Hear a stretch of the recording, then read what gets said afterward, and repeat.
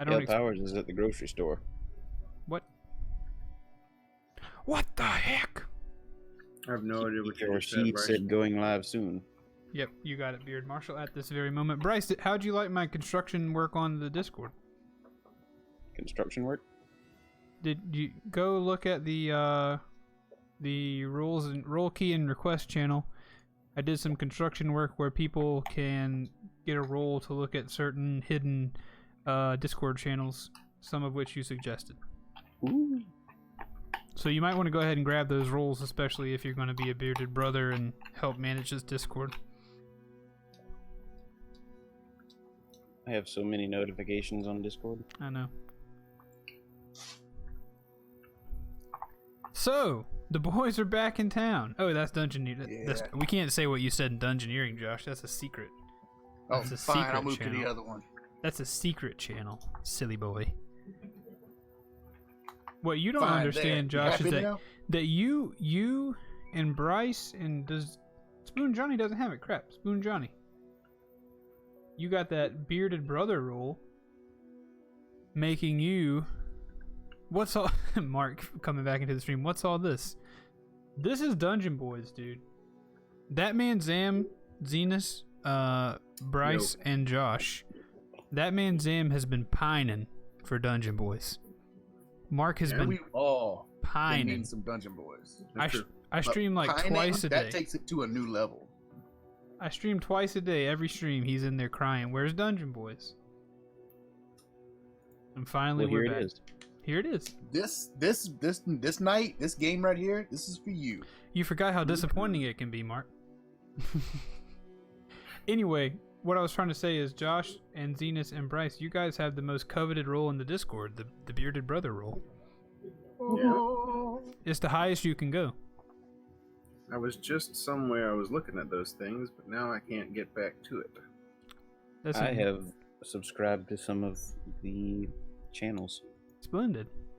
Oh, Ponce is back, contributing $14,000 or 14,000 points to the Kelly Stream Challenge. We're just shooting the breeze for a second before we get the stream started. D&D. Why don't we? Wow, dollars. Yeah, I wish Opont said donated $14,000 to the channel. That'd be pretty dope. $14,000 a quarter. That wouldn't be bad. Every 3 months, drop 14 grand into the stream. Keep things running. Could probably work with that. Guys, it's been You know, so long. We got bills we got to pay, you know? It's been quite a long Yeah. time. Tell us just. Oh, God. This isn't going in the podcast. This is that special Twitch goodness that only the Twitchies get. Just what have y'all been up to over the last couple months? Everybody knows about me. Tell them what's been going on in the world of Zenus, and we'll move our way down. You know, work and lumber and Lowe's things. Gosh, when did we quit playing? Like On 3 months September ago. 21st. September. Wow, okay. I mean, not much from the standard stuff has happened. I've been on dates. I've been to work. All with the same got woman, though, tested right? for COVID. What'd you say? All with the same woman, though, right? Oh yes, all with the same woman. Yes, all with the lovely Rachel, my wonderful girlfriend. But no, I got the biggest thing. I got tested for COVID, and I came back negative, and so that's cool. Perfect. I got back into video games. I got my Xbox fixed. Perfect. Been jonesing for D&D, obviously. Thinking about life, future plans, and whatnot. Potential engagements and such. Whoa. New cars, a truck. You throw that up there with. You got a new truck? No, I don't have a truck. No. I'm planning for getting a truck. Okay, gotcha. That would be wonderful. I mean that's about it. I mean, you know, getting into some new hobbies like Dremel tools, and things. I mean, that talk sort. about a smattering of things for you to talk about. Dremel tools, trucks, video games. You know, it's just. I mean, That's that's becoming how it me? is. I What'd love you it. say? I said, are you becoming me? I mean, maybe. That is the ultimate form, you know. True. Of flattery. I love the phrase Jonesin. Jonesin for D&D. I love that. Josh, what's... Oh, hey, wait. Somebody Oh, eating yogurt? Yeah, I am. Two big things. Two big things of yogurt? No, I got into hummus. And Keith, I was going to tell you this earlier before we started. When I got into hummus, and I've started drinking. All right. Cool. And when you combine the two, Yeah. You have diarrhea. I've been drinking a lot of just, you know, rubbing alcohol and hummus in a coffee mug. Yeah. man, that is like you got to be like squeaky clean inside. Opant says, hummus is so good. I too have started drinking. Wait, have you taken up drinking because you switched over to eating a lot of hummus? I don't understand here. No, Rachel wants to drink, and I was like, why not? I don't have any legitimate reason not to drink. So I started. I've only had like two things. I've had a little sip of the drink from the other night, Jägermeister with Dr. Pepper cream soda, and Which was not bad. which is not bad. That was pretty good. And then I had. They're both lying. It was delicious. I had a hot toddy last night because I am feeling a bit under the weather. That's for sick people. Oh, there you go. Which is for sick people. It's lemon tea, honey, and I believe Rachel put Jack Daniels in it because it's something. It's like an old family recipe or something. But And his yeah, beard it was. grew 3 sizes. I need to less break the It's bourbon out for this disgusting. stream then, I guess. It was gross. I do like bourbon though. Bourbon is good. Okay. I enjoy the flavor of bourbon. It's a whole new world. Mm-hmm. I don't get the joke, Tef. I'm sorry. I don't get the Wobba Fett joke. I'm sorry. Alpha Odyssey, thank you for tuning in. Appreciate it. Opant says he wasn't drinking pre-COVID. Now he drinks all the time. COVID will do you like that. Zing. COVID will do you like that. I do want to... So, I guess let's move on to Josh. What you been up to? The last episode we recorded was like right when I lost my job. So I've actually been taking a lot of this time now to do a lot of research on what I need to do to start an actual like plant nursery next year. So already got a little bit of stuff going on. So not a lot you can do in the colder months. So I'm just kind of like learning as much as I can right now and just kind of getting everything ready and prepared. And yeah, other than that, I've been spending a lot of time working on our bus conversion, and we will be moving in this week. So I am very, very excited. That's where I'm recording at tonight. And I think I texted y'all the picture. I got my computer set up and everything. My battle station is ready. I don't think I got that picture. Or did you send it recently? I sent it in. Ooh, you did. Text message. Man. Yeah. That's awesome. Yeah, Looking good, a little bit dude. of work left to do here and there around the corners and stuff. Got to get the bedroom set up, but that's the last thing. We fired the old girl up today for the first time in 3 years, and we drove it Nice. forward about 10 feet. Perfect. So now we got some more room up under the shed. So, Wonderful. Congratulations. well, thank I was you. Thank wondering you. why it looked like it was further under the shed. Because it's further up under the shed. Cool. Bryce, Yeah. what you Well, got for us? It'll give us a lot more room to get Nope. everything done in the back. So now we're good. Perfect. Very excited. Keep us updated on that, Can do. I've sent y'all some pictures. please. There's a projects board on Discord now. Yep. We got it? Josh, if you go to the role key and request section, you can check out the projects Discord or projects channel. You can update us there if you like. Nice. I'm going to do it. Y'all stay tuned. Now, Bryce, tell What's us up? what you been up to, baby boy. I My sweet baby brother. got my VR headset. Oh man, that Oculus. Ooh, shoot. How long has it been since?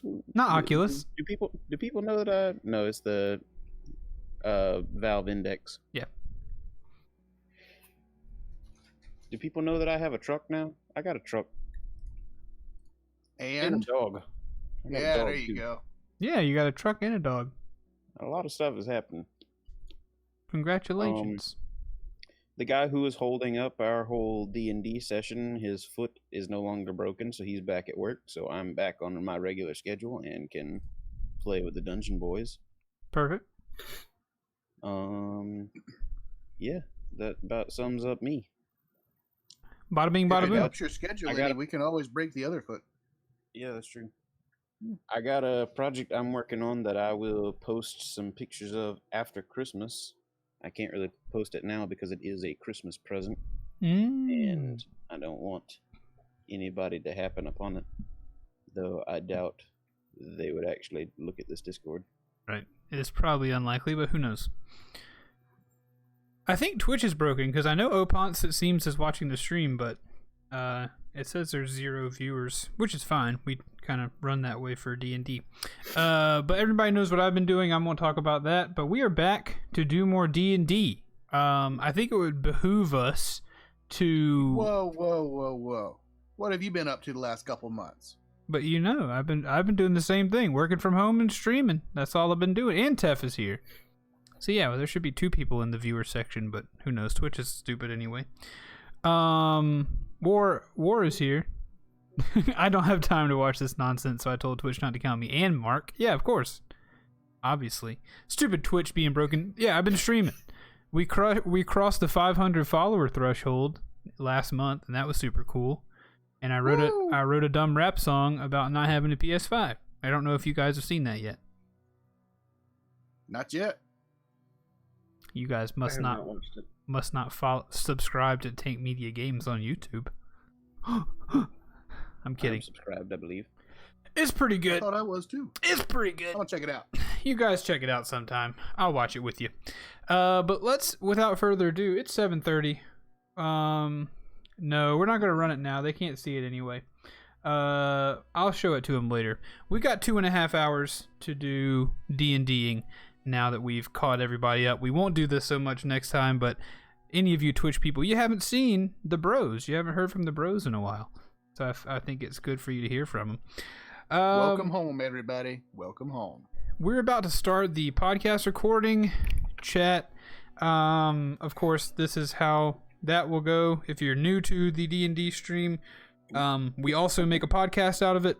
So I don't tend to, if chat becomes active, typically I'm not going to respond to everything that you say or read it like I normally do in a regular stream. I will read everything you say, but I may not read it aloud or respond to it aloud depending upon what we're doing in the show, so it doesn't, make the podcast viewers feel too left out. So don't think I'm ignoring you. Just going to try to focus as much as I can on holding this world this world of spinning plates up on my chin, hands, and elbows. All right, Opons, we'll see you later, bud. So let's go ahead and start the podcast recording. We will do a few little updates, and that's what we'll do. Sound good? Sounds good. To me. All right. 3, 2, 1. Hello, everyone. You thought you'd never hear my voice again, Dungeon Boys subscribers in podcast world, but guess what? I'm back, and so are the Dungeon Boys. Welcome back to another episode of Dungeon Boys. We're still doing Curse of Strahd. My name is Keith, and I am your DM. I'm Josh, who is Reginald, your orc fighter. And I am Bryce, playing Jericho Muldrinker, the Shifter Ranger. I am Zenus playing Errol Durman, the Tabaxi Rogue Cleric. And Bryce, I keep wanting to call you Jack Law. Me too. Yeah. We'll get back. We're going back. Just wait for it. Whoa, I don't know what that was. Back to the past. I don't know if that was feedback or if that was a vehicle. We will get back to the down home original Dungeon Boys story eventually. We've got a vampire to kill before we do that though. So I think it would behoove us to remember, yes, Reginald is our orc fighter. Jericho is our shifter ranger / were raven, and Durman is our tabaxi rogue cleric / were raven. Those two got cursed / blessed with lycanthropy in the last couple of episodes, but the most recent recap information is that Reginald, Jericho, and Derman found themselves at the ruined Tower of Kazan after killing the burgomaster of the village of Valaki. They fled to that place to meet Erwin Martikov and Irina Kolyana, who were going to meet them out there. Irina requested that the party deliver her to the village of Kresk, where there is the blessed pool of the Morning Lord. She is hoping that that pool will be able to cure her of the curse that Strahd seems to have put on her when he bit her the last time. But before that happened, Reginald was sent on a reconnaissance / shopping / who knows mission to Valaki to hopefully get some potions, as well as to maybe get some gloves commissioned for the handling of frozen mold, as well as maybe to find Rudolf von Richten, who I believe he was chiefly looking for because of the journal, and also maybe because Erwin thought he was good, could possibly help them build some arrows for fire explosion stuff. Am I right in saying that? I don't think we got to that part yet, but yeah, we're looking for some fiery, explosive, dark missiles for crossbows. Right, correct. Let's see what else was there. So he did that. You bought some potions. You commissioned from the potion man. Yes. From the potion man, who it seemed the party, at least, that was one of their favorite characters from the whole thing. He also spoke to Gloriana, who he commissioned to make gloves for handling mold, a pouch, and a sack, all three different things. And also in that city square, Reginald was kind of tiptoeing around Isaac Strozny, who was the right hand of the burgomaster, but now seems to be looking for information as to who might have killed him. Back at the tower, Irina, Derman, and Jericho fought off a whole rash of Strahd zombies. And I think that brings us up to date. I believe so. I think that pretty much covers it, yeah. As well, yes. So, I think it might behoove us to return to the tower, where most recently combat had just finished. The zombies are dead. Derman has been exploded sort of away from the tower by a lightning bolt that was caused by the booby trap on the door. Jericho... Stupid zombie. Jericho and Irina have just come out of the tower to investigate Derman, and there we go. You guys are free to do as you please. Aren't I lying against, like, the wheel of the wagon just, like, slumped over? I think you are. No, yeah, so Irina, the last thing Irina said was she was speaking to you, and she said, I'm glad Reginald went to buy those health potions.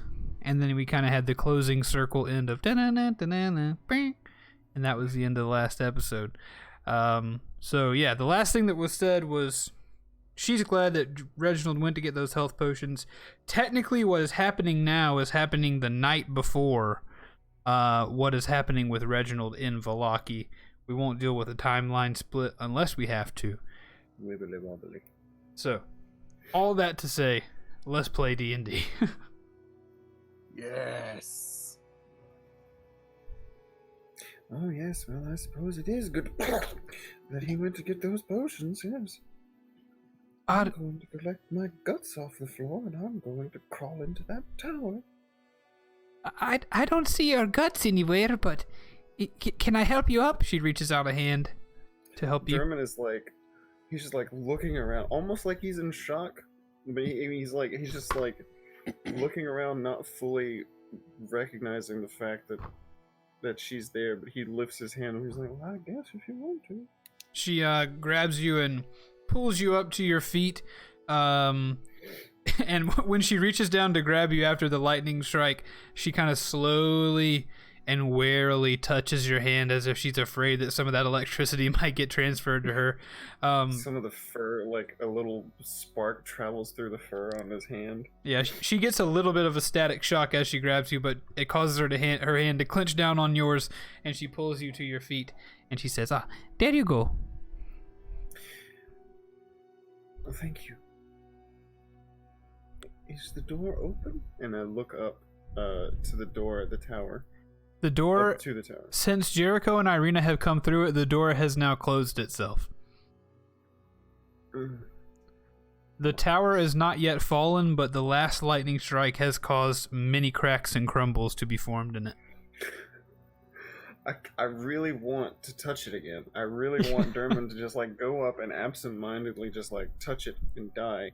But also, you said something in the last episode.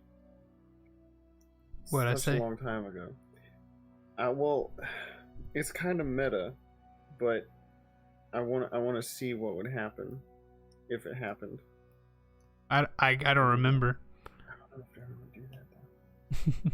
I'm just gonna kind of stand there in shock for a little bit while he's processing what to do. He's like groaning and he's hurting pretty bad, but he's otherwise okay. He's just like stiff and sore from being struck by lightning. Okay. Erwin is the one that took Reginald back to town, right? Correct. The only three of you present are Derman, Jericho, and Irina. Okay. Irina, that tower doesn't look like it's entirely stable anymore. Would you be so kind as to help me move the cart a little bit further away so it's not going to get crushed? Sure, I would be happy to help you with this. The last thing we need is 500 bottles of explosives getting smashed by 1,000 pounds of rock and rubble. You know what? I agree. She moves over to the wagon. She intentionally gives Derman a look, make sure he's got both of his feet on the ground and able to hold himself up. And she walks over to the wagon and pulls up one of the wooden arms that you would attach a horse to pull it. She puts one under her arm and, readies herself to pull whenever you arrive. I'm gonna grab the other one and give it the old heave and ho. All right, it takes some pulling, it takes some effort, but you guys pull that wagon with its wheels out of the mud. And how far do you intend to pull this? There's a tree line, right? Is that? Well, I mean, how tall is the tower? If the tower is 100 feet tall, I want to pull it 100 feet away from the base of the tower. Okay, yeah. So there's really no trees. If you remember from the map, let me pull up the map. If you guys can scroll up, trying to find that map. I don't know if I have it. Yeah, there it is. Well, nope, that's not it. If you can scroll up, you guys are like in the edge of a lake. Like this island, you're like kind of in a marsh, and there's a high lane that brought you out to this tower. So there's really no tree line, but you're of course welcome to pull that wagon out of harm's way, which you do. It takes you a little bit. It takes some serious effort, but you guys, after a few minutes, have pulled the wagon away from the tower. It was hard. Yeah, it's a bit heavier than I thought it was, but the horses should be able to manage it pretty well. Also, there's no telling how long it's been sitting here. The axles might be a little bit, stuck in their ways. Okay. Well, what do we do now? Derman, are you, conscious? Yes, I'm fine. Just tired and shaken up a bit, I suppose. Is there anything else you wanted out of the tower, or anything else you wanted to do around here in general? No. And he kind of like shakes his head a little bit and trying to like shake the mental fuzz off, I guess. No, I think I'm okay. Ready to go whenever you guys are. All right. Did we have a meeting place or anything, or is... I think Reginald, you guys didn't plan on a place to meet. I think he was supposed to meet you back here the following day. From All right. what I gather, I'm supposed to be getting supplies and coming back with our old wagon that we left in town, so we could swap out the engine, aka the horse. Yeah. Right. Yep. He's supposed to come back with a wagon tomorrow. Right. Yeah.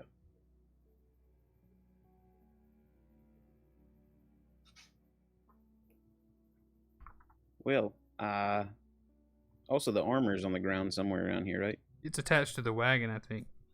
Yeah, I roped it, like heavily roped it to the back of the wagon. It's like pointing forward over the wagon. Okay. Then I got nothing. I really don't remember what all was going on. I'm pretty sure we've done everything we set out to do over here. Okay.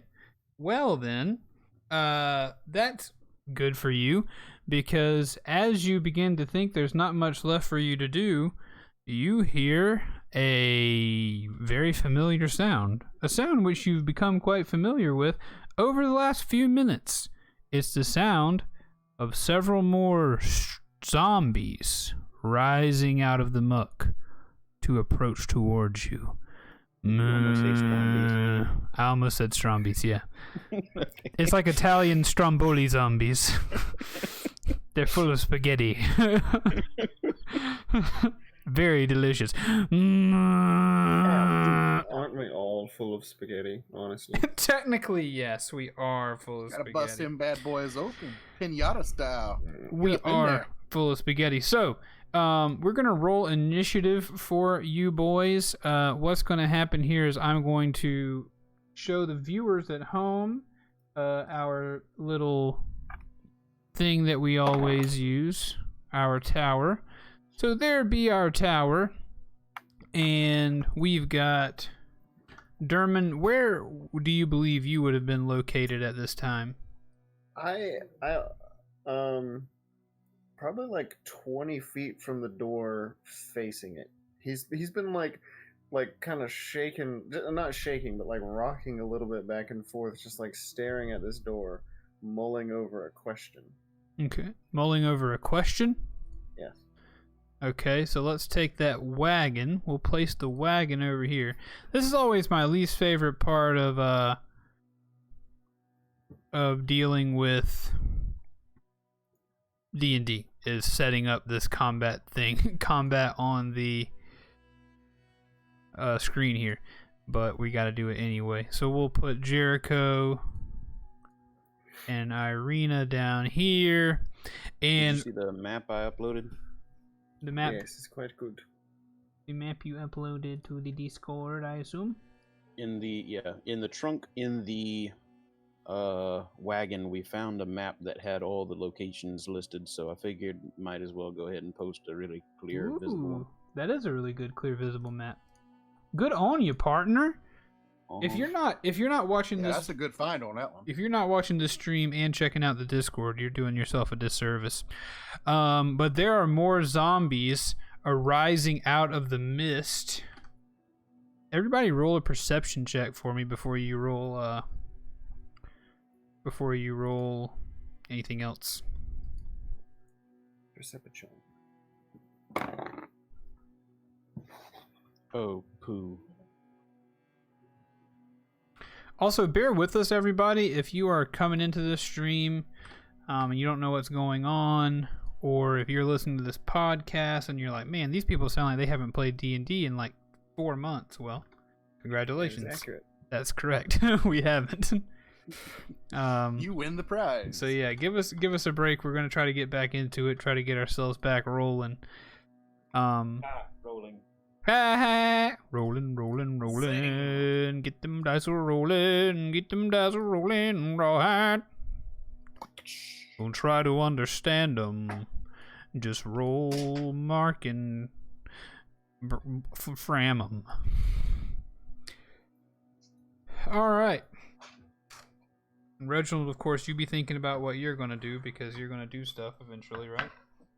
Shoot, I'm just trying to remember what I'm supposed to be doing. Bing bong. Juice walked to the door. I was letting him out if he needed to. Cool. You did not miss much. Sweet puppy juice. Cool. Oh wait, were you here, Bryce? To roll a perception check? Yep. Okay. I didn't see it.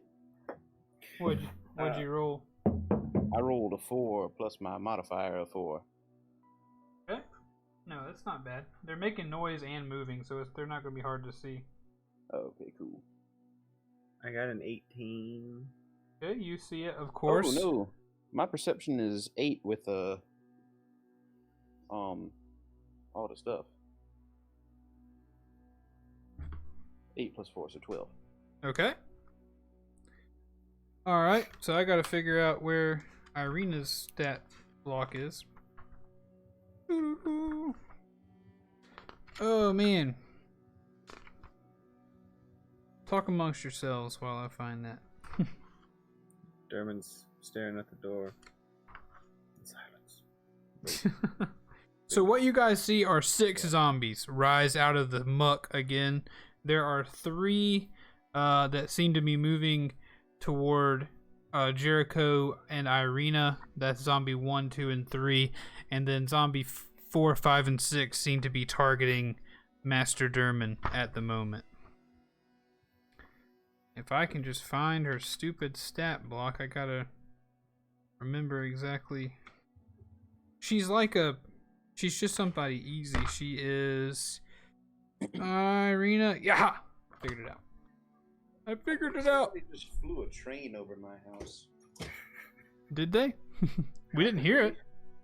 I did not hear it either. I didn't hear anything, and I'm like right over here. Well, Right over there. it was very whistly and plainy. So maybe you lied. I did lie. I made it all The up. plane train. Gotta open up my D&D stuff. So everybody roll that initiative roll for me if you don't mind. Unnatural 20. Unnatural 20, not bad. Mine don't count on this one. No. It does You not. got a 34. I don't know what my stuff does anymore. I've forgotten these things. I've forgotten almost everything too, dude. I'm pretty sure I have some kind of special initiative thing. You probably do. Like I said, everybody, please bear with us. I know this show sucks. Add your wisdom modifier to initiative. So mine is a 19. Yours is a 19. A 19 roll. Not bad, not bad. We're going to roll for Irina here real quick. She's got a natural 7, which when I apply everything else, that becomes an 8, which is just an absolutely impressive job, Irina. She carries with her a rapier, by the way. Oh, fancy. And she is outfitted now with a little bit of armor. She is wearing a steel breastplate to protect herself. Now it's time to roll for these Zambos. They got some bad dexterity. So one roll that, and then another. Ooh, roll that. Looks like I wrote down that one of them rolled a J. I rolled J for initiative. Ooh, and that 20 for one of them. Congratulations, Mr. Zombie. Is it dark time still? It is dark time. It is still nighttime. Cool. It is- Irina's on her own. It has been barely a few minutes since the last time you guys did this. Okay, so I'm going to reorder this. Unnatural 20, so... the 4... If you want to tell me the order, I can put them in the picture. Okay. In the picture, what picture? The diagram you've drawn. I put them on there. The order? Oh, the order? No. Okay, so first, Z4 is going first. Okay. Then Derman. Then Jericho. Then Zombie 2. Zombie 3. Then Irina, who is, just to let you guys know, not as resilient as you are by a sight. Just want to let you guys have been in combat with her before. Then Zombie 6.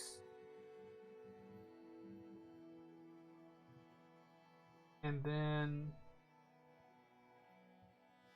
zombie 1, then zombie 5. That's a lot of Z's, Bo. Yep, that's a lot of Z's, baby. But that's everybody. So we'll do a couple rounds of combat. We'll see how things shake out, and then we'll move on to see what old Reginald is doing as well. How's that sound, Reggie? Can everybody see that? I can see that. Sounding good to me. I can see that. Yeah, I think telling you guys to order like that and getting it written down, that will actually be pretty helpful. So thank you. It's not like that needs to be secret. I mean, we're gonna know it after the first round anyway. Exactly. So I think that will be very helpful. So thank you very much. With that being I like it. With that being said, let's decide if Derman is 20 feet away. Yeah, so we'll say every square is 20 feet. How about that? That'll work. Every square is 20 feet. These zombies have a movement speed. We don't have the same squares as you. Are you scaling it to the size of the... That top left corner is the scale. Okay. Yep, that's one square up there. Gotcha. So zombie number 4 is going to use his dash ability to sprint right up on Master Derman. And then it's Derman's turn. Strike at me. Wait, so how far away is from me, is he? He in your space, baby. He in my space? Oh my god. He in your space. He want to be your lover, but in a dirty, raunchy kind of way. What am I gonna do then? I'm going to, well. Are you gonna pull some dead skin off your thumb? That's what I just did. Maybe. I pulled some dead skin off my toe a couple minutes ago. Oh, baby. You said it's my turn? Oh, it's your turn, baby. Oh, it's my turn. All right, let me see what I can do. Well, I think the wisest course of action at this point is, Juice has stacked 2 of his chew toys together and is chewing on both of them at one time. That boy is an engineer in the making. Clever puppy. I'm going to cast Spirit Guardians again. Nice. Because why not? That was helpful last time. Reasons. Yes, it does. It is that indeed. When you cast this spell, you can designate any number of creatures you can see to be unaffected by it. So, I guess if Jericho is invisible, then I can only see Irina. Yeah. Correct. So I designate myself and her. Well, I think I'm already. Anyway. An affected creature's speed is halved in the area, and when the creature enters the area for the first time on a turn or starts its turn there, it must make a Wisdom saving throw. On a failed save, the creature takes 3d8 radiant damage. On a successful save, the creature takes half as much damage. So that zombie's speed is halved now. Perfect. And he will take damage depending upon the Wisdom save on the start of his turn. Okay. Help me remember that, okay? I will do it. Anything else for your turn? No. I gaze longingly at the door and the sweet, sweet release of death. Okay. Don't we all? Jericho, it's your turn. It is very, very dark. The moon is not full this evening. Also, do remember that I think you should remember that you guys have control of your Raven powers now. Oh, yeah. I do not remember. Once per day. Yeah, once per We just day. did it like when we got here, didn't we? Yeah. Yeah, so you said we won't be able to do it again until a long rest. Right. Yep. Right. Okay. Just want to make sure I couldn't remember what I told you about that or not. So. Thank you. Prefect. So I get an extra 10 feet of movement speed on my turn. Mm-hmm. My first turn. So is Z6 within 40 feet? Z6, yes, is within 40 feet of you. All right. And is this tower like they're coming from the south? Is this oriented like north, south, west, and east? Yeah, it is. You guys are on the All right. south end of the tower. Cool. Arena, your best bet is going to be to make a run for the tower, and I'll try and hold off the zombies to the east, and see if Derman can attract the attention to the one on the west, and keep them off of you until you can get there. Okay?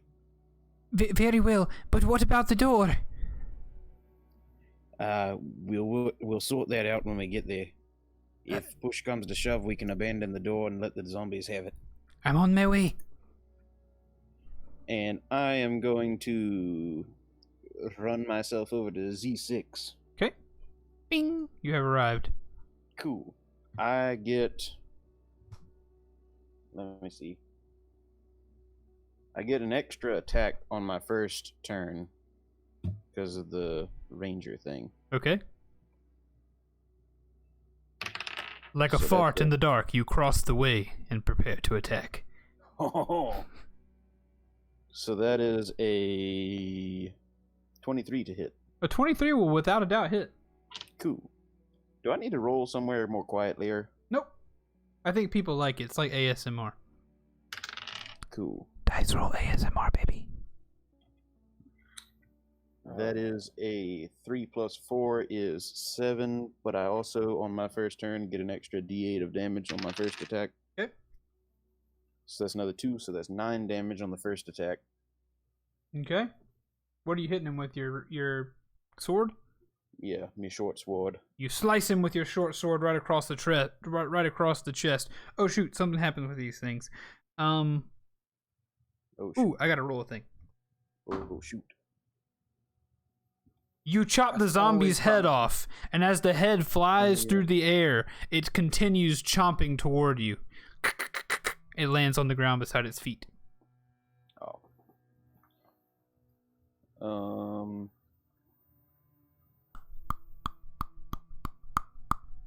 Pretty sure I have an extra attack.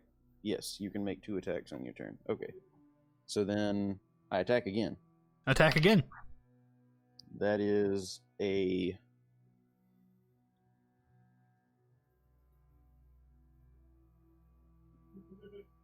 11 to hit. 70-12. 11 will hit. Okay. That is a full 10 damage. Because that d6 Ooh, was a 6. baby. A full I- 10 damage. Attack again. You get 3 attacks? Yeah, I get a spare attack on my first turn, and I have my regular attack plus an extra attack. Okay, your first attack slices at the zombie's neck and removes its head. And before the head even hits the ground, you swing your sword back around and come up underneath the armpit of the left arm of the zombie and slice off its left arm. The arm hits the ground and begins to crawl towards you. Juicy. My Your- dog looked at me. Your third attack. Number 3. That's a 25 to hit. 25 will without a doubt hit. This one has the added benefit of sneak attack damage Ooh. Wait, how? That one. because I am also a rogue. But your other ones didn't have it? It's only once per turn. Okay, cool. I trust you. That is an 11 damage. Oh, man. So good. You got the perfect combo of damage, Bryce.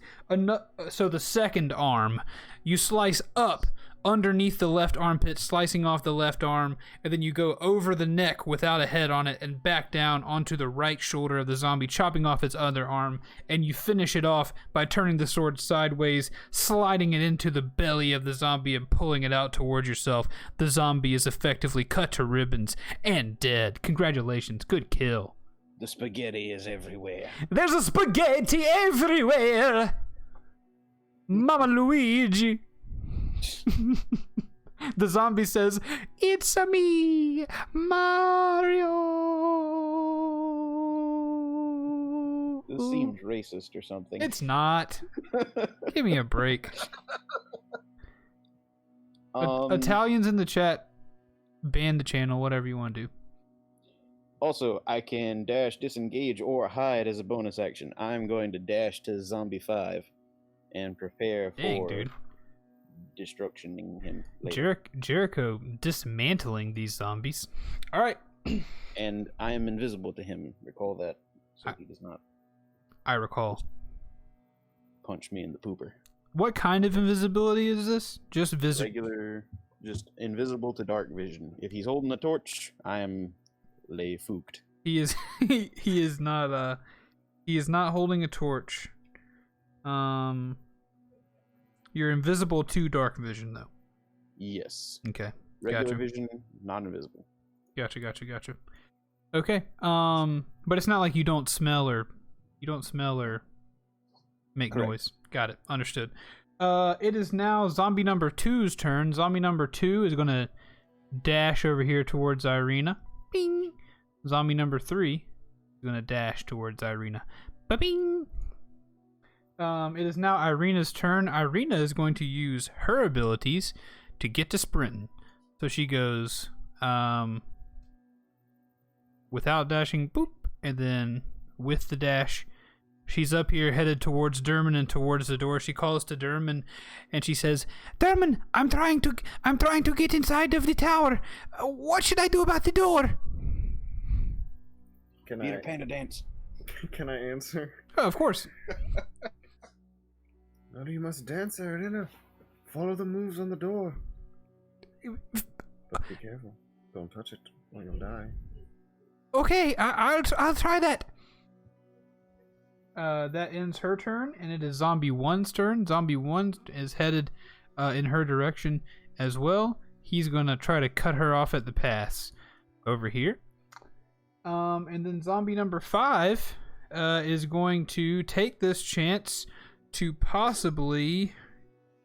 You're invisible, Jericho. Let's try to roll a stealth roll for you real quick. Just roll stealth.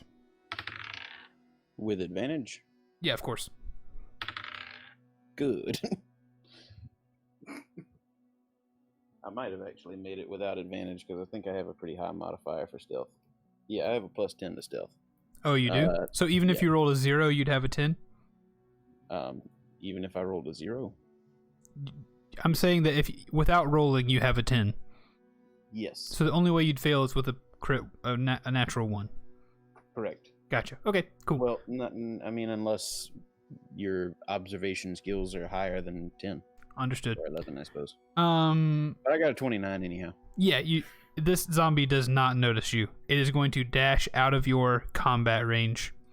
Cool. Can I attack it? Attack it, my friend. Cool. What does this reaction count as? Do I get sneak attack damage on it? Zenas, do you know? No. Sneak attack is once per No, turn. you don't. No. Okay. Attack of opportunity is a thing of its own. It's a type of reaction that doesn't have things added to it, I think. Yeah. And you don't have advantage. Well, you are stealth from them. Yeah. So you would have advantage on it, but you don't. I don't think it benefits from sneak attack. No. That would be too OP. Yeah, I think it's just Alright. straight up melee. Chat, let us know if you know D&D better than us. Well, That it's is a- not. Go for it. It's not on your turn, so no, we wouldn't anyway. All right. Just making sure. 26 to hit. Is that all? How much to Yeah. hit, you said? 26. Yeah, I think that'll do it. 6 damage. 6 damage, you got it. You got it. You slice at the... Oh, hold up. You slice at the zombie, and as he runs away, that leg that was pushing off, you chop at the knee, and you cut his leg off above the knee, and he stumbles and falls to the ground and goes prone. Does he make it that full distance he was trying to run? He still makes it, because I already put it there, but... Gotcha. Tef says 20 beats all. That's all I need to know. All Gaming's welcome to the stream, and Joseph M. Oil. I know you said that a while ago, but thank you so much for the stream. I'm sorry you can't find a dedicated bunch of people to play with. All Gaming's. I had to go into my family to get that. So, just make some brothers for yourself, So. or an honorary brother in Zenus. So. Yeah. Maybe you can play with us one day. We'll see. What you got, Zenus? So you can apparently use sneak attack. Really? Yeah. Well, according to this, it says it doesn't have to be your turn. So you can once per turn. So because of getting only one reaction per round, you're unlikely to use sneak attack more than twice in a round. Once with your action and once with your reaction. Huh. So. So you technically can do it with a reaction in a... Yeah. We did not I know would it say at the that time. sounds like a yeah. Okay. We'll get it next time, Jericho. We'll look it up next time. Yeah. there's not a lot of instances where you'd have a sneak attack if somebody's leaving your area. Yeah. Unless Because you're normally if they're in your area, yeah, unless you're invisible or something. But Something crazy like being invisible, which Yeah. Jericho is almost all the time. Indeed. it's not crazy for us. Anyway, so that zombie number 5 gets his leg cut off, but ends up rolling to the point he is on the map. Help me remember that he is prone, if you don't mind. Also, for any of the podcast people, I banned some bots in the Twitch chat, and that was pretty fun while we were doing this multitasking. Thank you for reporting War Never Changes. Thank you for reporting Mr. War. We report bots in this channel. Zombie number 4's turn. Zombie number 4 is going to do a wisdom saving throw. He rolls a 6. How's that going to do? That's not gonna do it. The fool! He is not wise. You are not a wise zombie with your chattering teeth and oozing pustules. He's going to take 14 damage of the radiant variety. Nice. The radiant damage goes out from the guardians and sizzles its zombified skin as it screeches in pain. Screech! Commence spaghetti noises. Nope. Stop. Cease commencing spaghetti noises right there. Decommence. Yeah. Oof. I missed the potion, man. I do too. The potion, man. Got this. With the potion stand. Old shoe. Would you believe that the high heel shoe full of dirt and rocks was made up on the fly? I would not. You mean it wasn't in the book? What? No, Potion Man did not exist in the book. Sorry. Well, I mean, he has potions and stuff. He does. Derman, by the way, no, it's still the zombie's turn. I don't know why I'm waiting for Derman to act. It's the zombie's turn. I'm sorry. The zombie is going to attack you, Derman. Yeah. These zombies get several attacks. They tend to bite and scratch. Actually, they bite once and scratch twice. So I'm going to roll to attack you, sir. Okay. Will a 9 hit? No. He tries to bite, and you deftly maneuver away from his teefies. What about a 10? 10 will not do it. He tries to scratch at you, and you're able to swat his hand away. But what about a 7? That will not do it. And then he tries Not to at all. then he tries to scratch another time with his other hand, and you're able to deftly dodge that attack as well. Xenos, you sound like a PlayStation 2 NPC that's at like one of those levels where you have to just keep trying this thing over and over again until you get it. And they tried so hard to not make that character annoying. But once you get it wrong for the 500th time, that won't quite do it is still really annoying. Excellent. Derman, it's your turn. Let's see if that will quite do it. I hope so. Oh, and Keith, I'm making note of pauses and stuff in the game for if you want to edit Oh it out. God, thank you so much. I remember we decided that was your job. A minute ago, I wrote down pause for Xenos' turn at 38 minutes, and then I addendumed it with, oh wait, it was Zombie's turn. Because I had the same thought as you. Yeah, sorry. Thank you for keeping track of that. I'm going to need him to make another wisdom saving throw, Mr. Zombie number 4. You got it. Ooh, nat 20, dude. Dang it. Dang. Sorry. Oh. I think he's fine. He's fine. Nothing happens. Yeah, Nothing at 50% of me is all. always sorry whenever my enemies do good, and then 50% of me is like, hey, look at my baby go. That the premium German- spaghetti contents.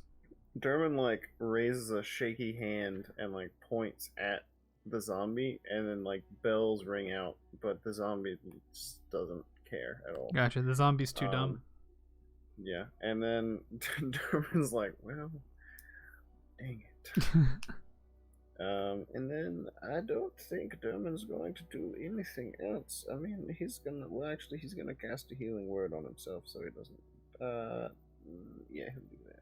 Okay. Because that's a bonus action. You can cast a bonus action with the spell. So he's going to do that real quick. Let me roll it up. That's the mighty... Gosh. 4 plus 3, 7. Okay. So Zerman whispers a word to himself, and a little bit of healing light can be seen coming out from his clothing. Just live, you fool. And that's all he's doing. Perfect. Okay. That means it's Jericho's turn. Cool. I do Jericho stuff. Invisible, like a blade in the night. I thought it was a fart in the night. That too. I'm gonna Bladed fart. jaunty on up to Z5, who is prone. A serrated fart. Y'all ever had one of those? A serrated fart? I have. That's the Yeah. It worst comes out kind. like a zipper.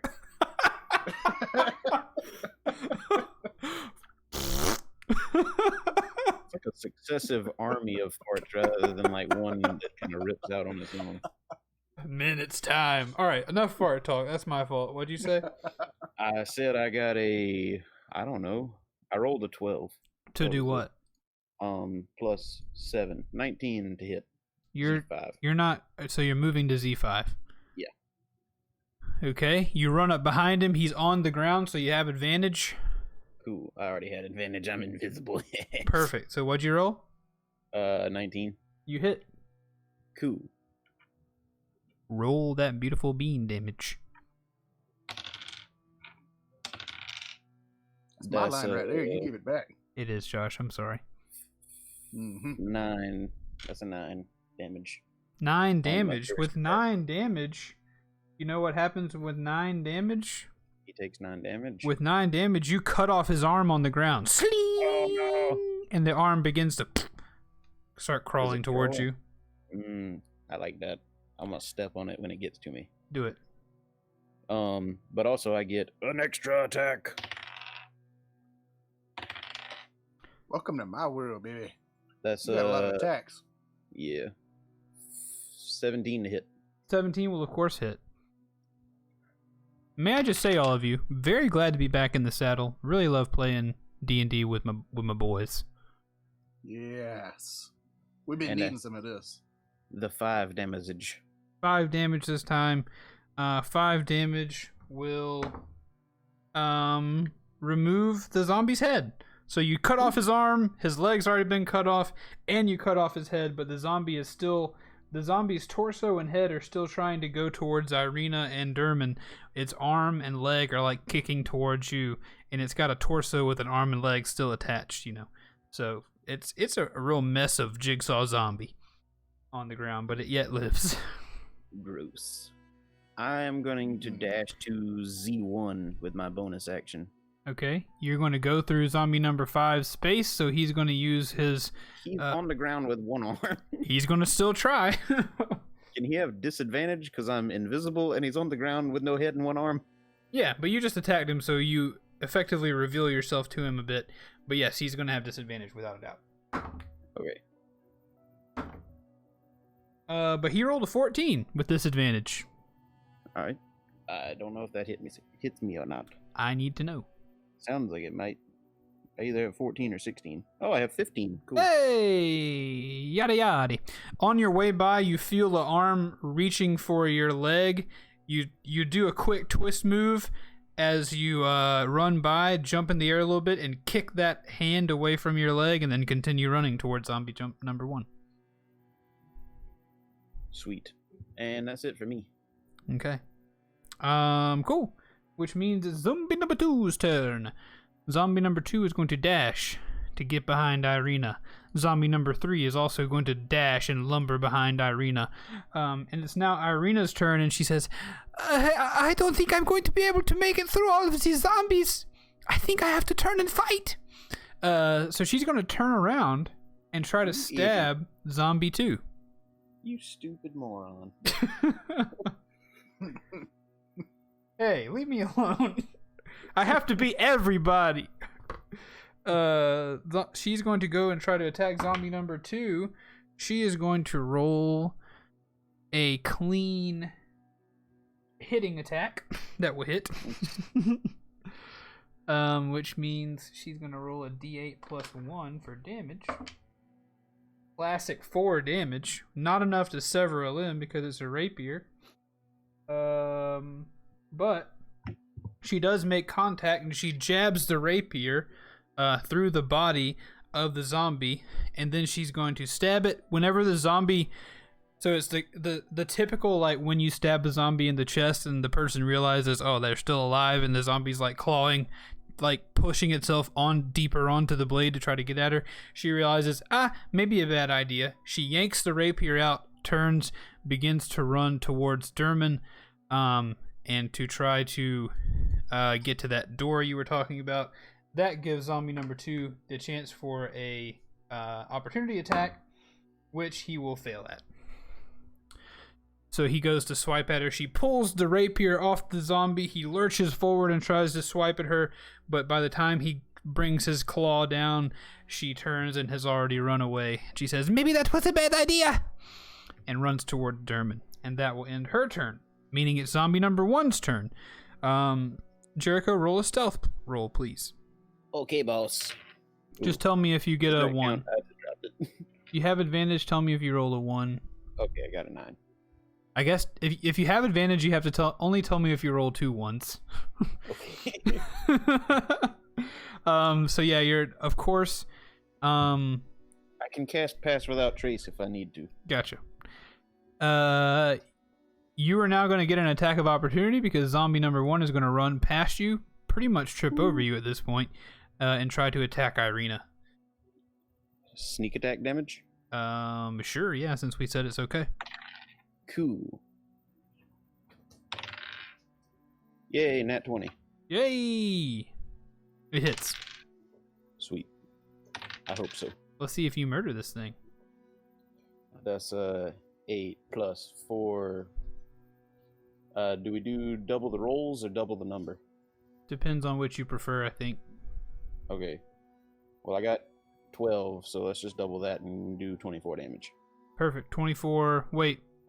We don't double your sneak attack damage, though. It doesn't just double the damage of the whole attack? No, it only doubles the damage of the actual sword swing. Okay, so it doesn't double the proficiency damage or whatever? It just the number on the die? No, sneak attack is the only special thing it doesn't double, I think. Okay. No, I think you're actually right. I think it only doubles the number of the die. I think you are right. Yeah, it just doubles the number of the die, and then you add bonuses on to the end of that. Yep, you're right. Okay. 12 plus, or 6 times 2 is 12, plus 2 is 14, plus 4 is 18. Perfect! For zombie number 1, you slice at zombie number 1. What limb do you remove? Looks like you removed one of his legs. Yay! But he wasn't moving very far, so there wasn't enough momentum to knock him down. He's still hopping around on one leg over there trying to attack Irina, which he will now do.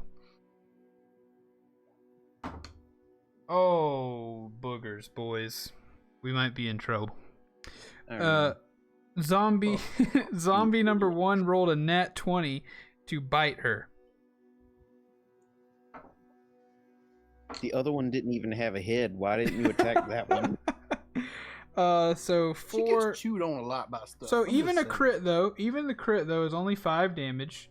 So Irina is going to take 5 damage, but she War says she had a good run. Zenith, did you say something? Yeah, what? No, it's too late now. Don't worry about it. Oh, I'm sorry. Also, War says don't forget the double tap. You good? Tell us, Zenith, what's wrong? No. I wasn't. I was researching character things to get back into the flow, and I was not paying attention. I think the zombie stepped into my little. Oh, he did. Yeah. So let's see if he survives that. Wisdom saving throw. He actually rolled a 16. Oh yeah, he's fine. Wait, he takes half damage though. Yeah, what's half damage? 11 is regular damage, so like a 5. Okay, gotcha. So he does that. He does survive that. He's not looking too good for the wear. So he does tumble down and bite Irina for that crit damage. But because he's falling towards her, we'll say that's what gave him the extra bite damage. He's only going to be able to get one claw forward for another hit on his way down, which of course he will roll an unnatural 20 for that. Great news, everybody. Great news. So Irina is knocked unconscious by that, but just barely. Irina is she's bitten, and as he slides down after the bite, he pulls the flesh off of her arm, and then a big hand of claws go deep into her back and rip down her back, and she falls flat on her face right at your feet, Derman. With a and she goes unconscious. That means it's zombie number 5's turn. Zombie number 5 is going to claw its way with half its distance into your space. It's going to roll a wisdom saving throw. It's going to fail that, so it's going to take full damage. That's the whopping 15. 15 damage for zombie number 5 as it crawls into your space almost as if it was looking for the sweet embrace of death. It sizzles out of existence with radiant damage. Zombie number 5 is dead. Sorry, my leg started to cramp. No! Oh, no. That's not good. But I'm okay now. Okay. That means it is now zombie number 4's turn. Zombie number 4 is going to roll a wisdom save. Zombie number 4 is going to roll a 9. He does not survive. Well, he doesn't. 17 damage. He might not survive. Yeah, no, he doesn't. Another zombie tumbles towards you with its jaws open, and just as its mandibles wrap around your forearm, it burns out of existence from the magical radiance of the guardians that you have. Derman is kind of like he's almost forgotten that he can walk at this point. Like he's so out of it. Like he feels a little bit better. Mm-hmm. But he's just like he kind of sneers down at it at his arm and goes. I'm just kidding. I don't know who it was, but he's dead. It doesn't matter. Okay.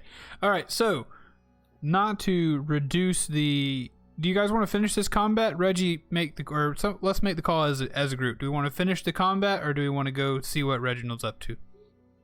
It don't matter. It's all good. I don't think this will take much longer. Okay. Yeah, I say finish it. Let's tidy it up.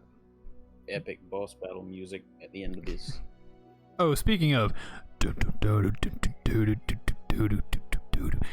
to Reggie.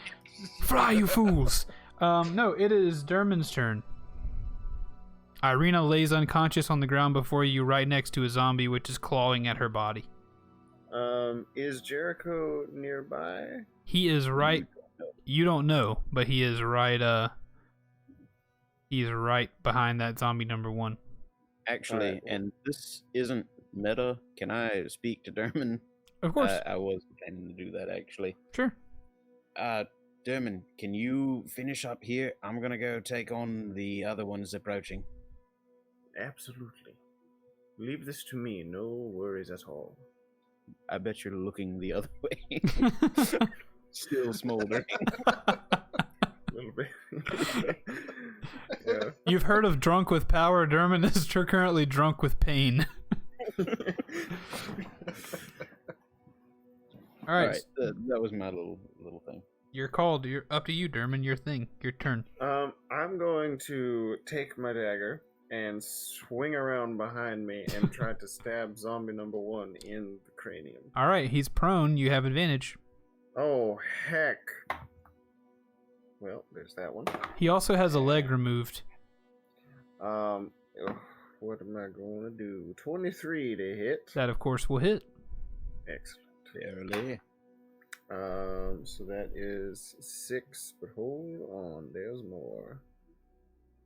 There's more than just the 6. Okay, there's also a d6.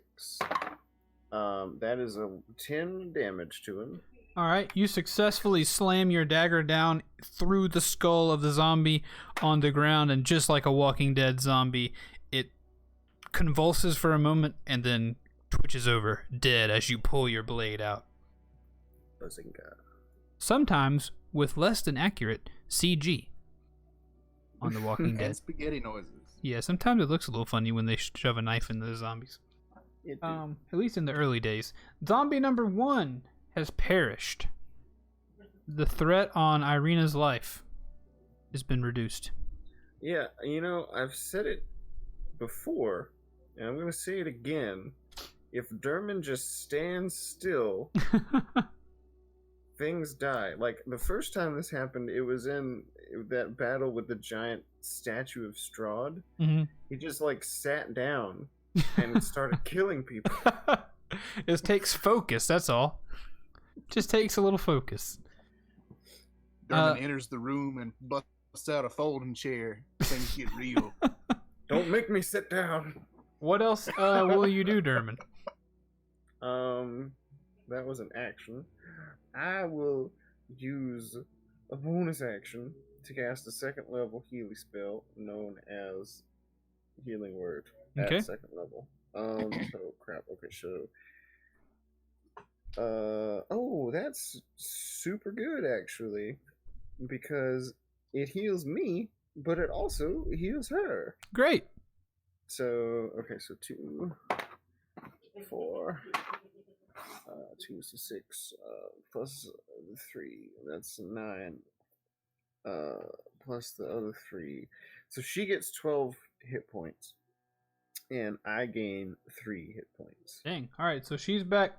She's back to full health. That hurt very badly. I'm sorry. It is okay now, though. You are not dead or asleep anymore. You'll be fine. Just rest. Thank you, Derman. I pat her on the forehead. Which is face down in the mud right now. She leans her She leans her head up for the fit. Pick her forehead up by pat. the hair. Pat her.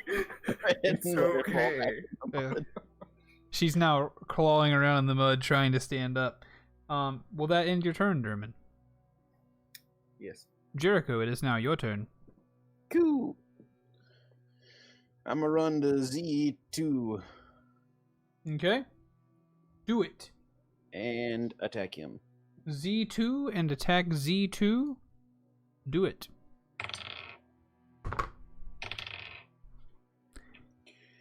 That's a hit. It's 17 plus 7. Yep, you got it. That's a hit.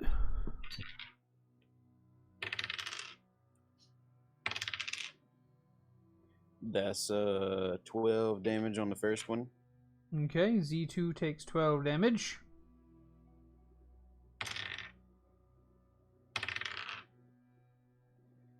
That's 23 to hit. That'll hit as well. That's 8 damage. Alright, that's 8 damage. This zombie is looking much worse for the wear. In those 2 attacks, you not only removed one arm, but you also removed the other arm. Good. You sliced off both that zombie's arms, so he will not be able to claw you anymore. If he will only be able to bite you if he so wishes. What else will you do? Anything? I'm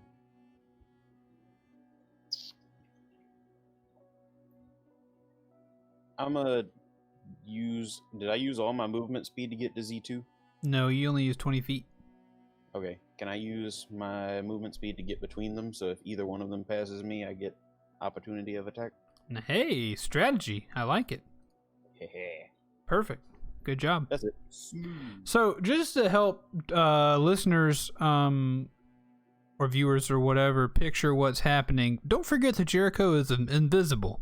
So, from the very beginning of this combat encounter, one zombie had an arm, had 2 arms and a head removed. They just popped off, as if that happened by nothing. And then all around Derman and Irina, zombies have been losing limbs for really no visual reason. And then he sprinted over here, and this zombie's arm, both of its arms just shot off the sides of its body. Nobody can really see why that's happening. So it is now zombie number 2's turn. I'm gonna need you to roll those stealth checks, and if you roll 2 ones, I'll need to know. That was not a 1. All right, cool. So you're still stealth. That means zombie number 2 and zombie number 3, though attacked by you, still not exactly sure what's going on. They are headed towards Derman and Irina.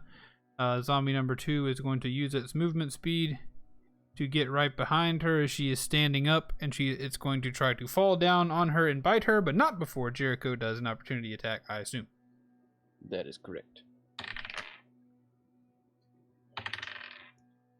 That is a 16 to hit.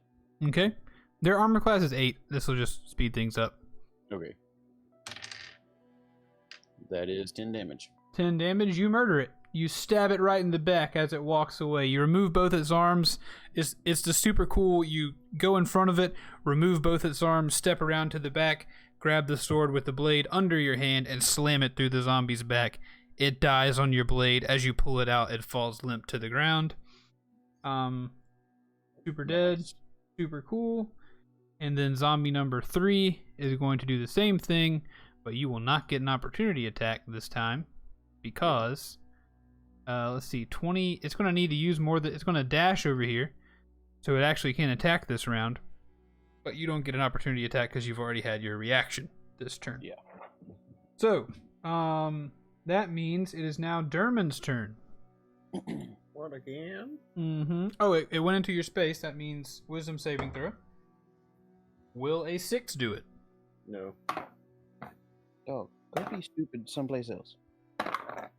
That's the spanking 11 damage. Spanking 11. Spanking 11 will put this zombie at a level of damage that I will not reveal. But its skin sizzles, but it remains alive. I'm going to... It's my turn? Yep. Okay, I'm going to stabbeth at it again with my dagger. Okay, you put a foot beside Irina as she's trying to stand up, and you lean over her body to stab at the zombie that's trying to attack her. It's not prone, it's like it's standing straight up. Yeah, it's standing up. Nat 20 to hit. Ooh, perfect. Excellent. Man, this is going to make for a really cool cinematic moment if what I hope happens.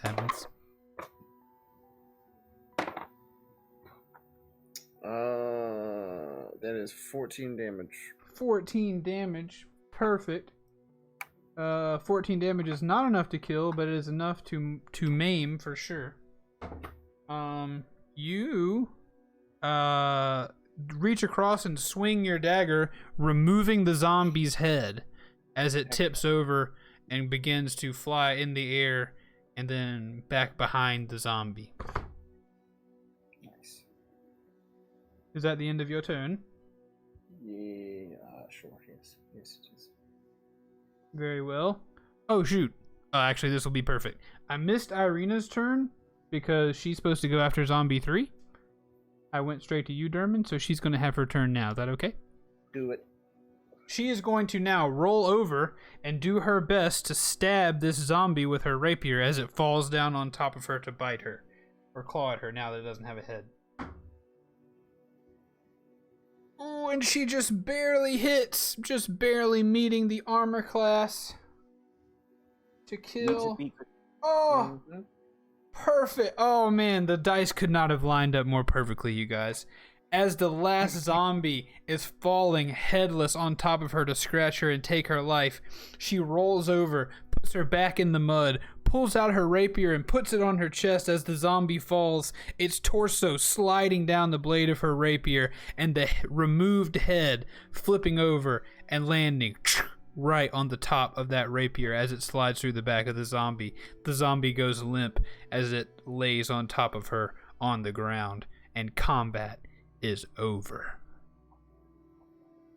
Woo. Nice. That couldn't have gone more cinematically beautiful, in my opinion. It's a beautiful thing. But I will leave you all to deal with what you will do, because we got to go deal with Reginald. Uh-oh. So, we cut to Reginald Who, Reginald, do you remember what you were doing? I don't remember a whole lot of what I was doing. I listened to the last episode. I know that Reginald, as a character, was kind of confused by the whole situation last time. Mm-hmm. Potion Man is probably the most memorable character we've run across yet, even though he had like the least charismatic personality. Yeah. Of so you bought, I believe, 6 health potions from the Potion Man and at least 1 potion of light, not to mention a rabbit. 2 light. Okay. 2 light potions, and I got down 12 bolts plus 1 rabbit. Yes. 12 crossbow bolts with a rabbit attached to them. But you also crossed the village square to Threadbare's, a shop owned by Gwawiana Threadbare, and you commissioned the creation of gloves to resist cold, as well as a bag to put your rabbit in that would hopefully preserve it in some way, as well as a pouch. Bag. Yep, as well as a pouch for potions. But Gloriana said that she does not like for you to be in her shop while she's working. She needs at least an hour to make these items, and you have to go find something to do for that hour. But knowing that Isaac Strahd is in the center of the town square looking for information on the people who murdered the burgomaster, you were hesitant to go back in the town square, but nevertheless, here you are, with your back against the door of Threadbare's, staring directly into the town square at Isaac Strahd, who is looking around, anticipant for someone to come forward to give him information.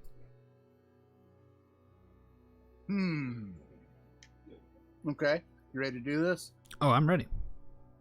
Okay, has she already gone in the back to begin working on everything? At the end of the last episode, you could hear her getting things ready to work on. You could hear her working from outside the door.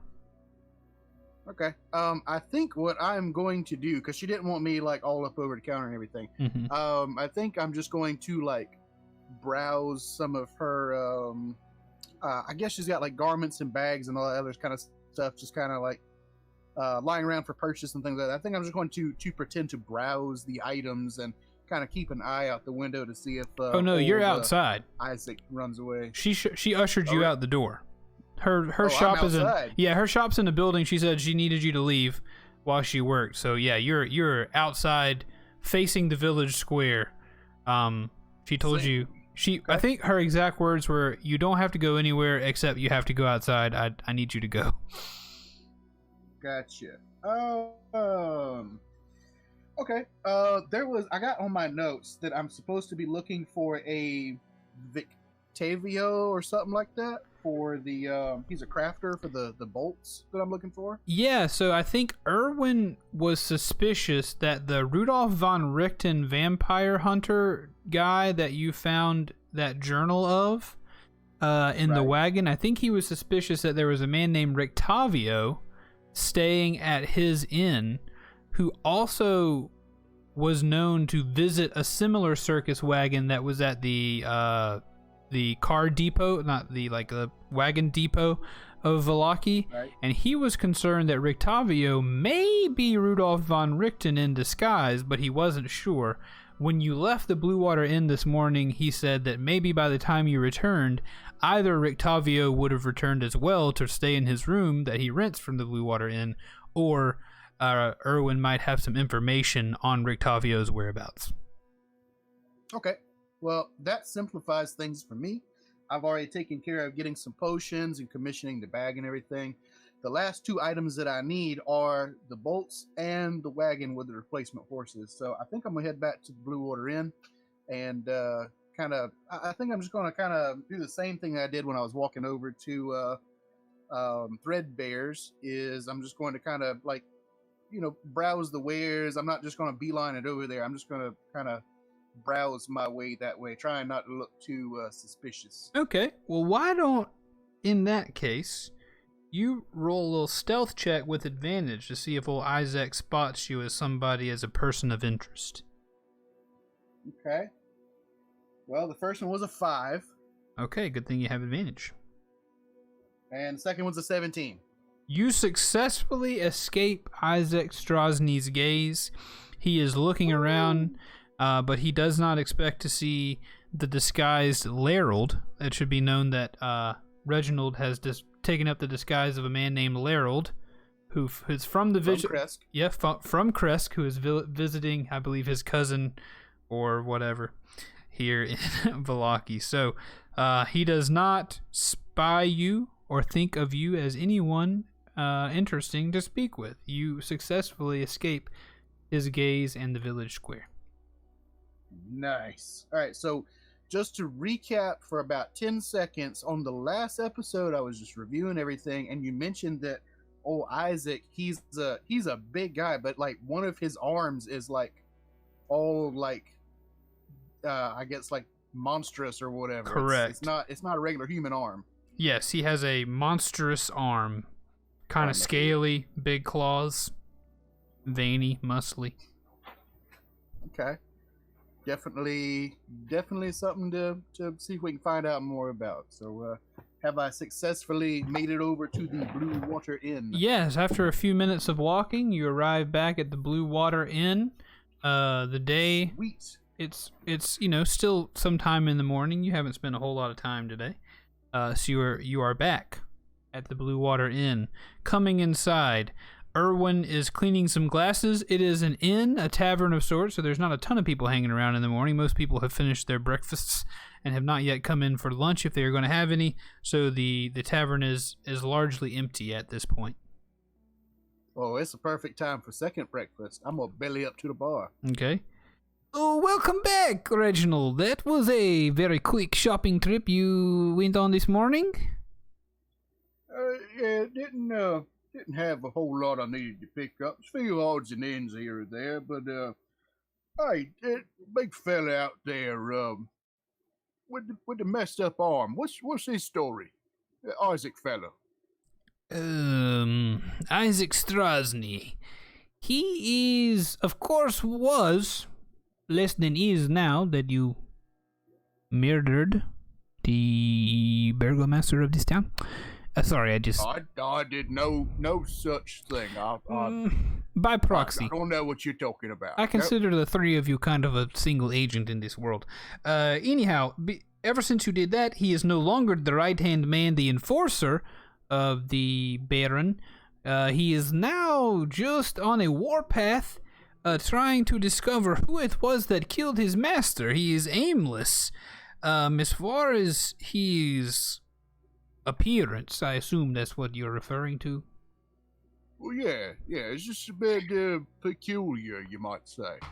As far as his appearance, that arm, I do not know much more than legends. I hesitate to gossip, about Isaac, especially if anyone in here were to hear me gossiping about Mr. Strahd, and then he have reason to come and destroy the tavern.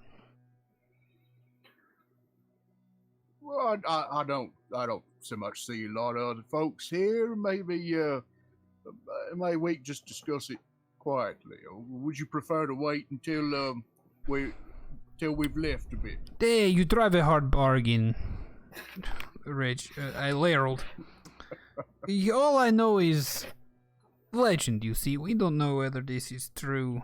From what I hear, Isaac was born here in Vallaki. He once had a sister, and one morning he and his sister went with their uncle to go fishing on Lake Zarovich. And on the way back to town, a direwolf, as the legend goes, attacked Isaac and beat off his right arm. He was carried back. I'm sorry, you said he beat off his right arm. No, he beat. Okay. Like that. He bares his teeth. I follow you now. I follow you. I thought I heard something a bit different. I got you now. Very well. We have different accents, Reginald. You sound a little bit funny to me, but do you hear me making fun of you? Well, may I continue my now. story Maybe now? Later. May I continue my story? Well, I suppose so. Okay. Anyway, his father carried him back to town. His uncle distracted the beast. But it would seem again according to legend, that his sister ran away during the kerfuffle and hid in the woods and was never seen again. And so that's why his arm's all messed up. Well, no, it's... Because it got all chewed up and everything. Well, there's... A wolf bite is not enough to make a brand new monster arm. There's more to the story.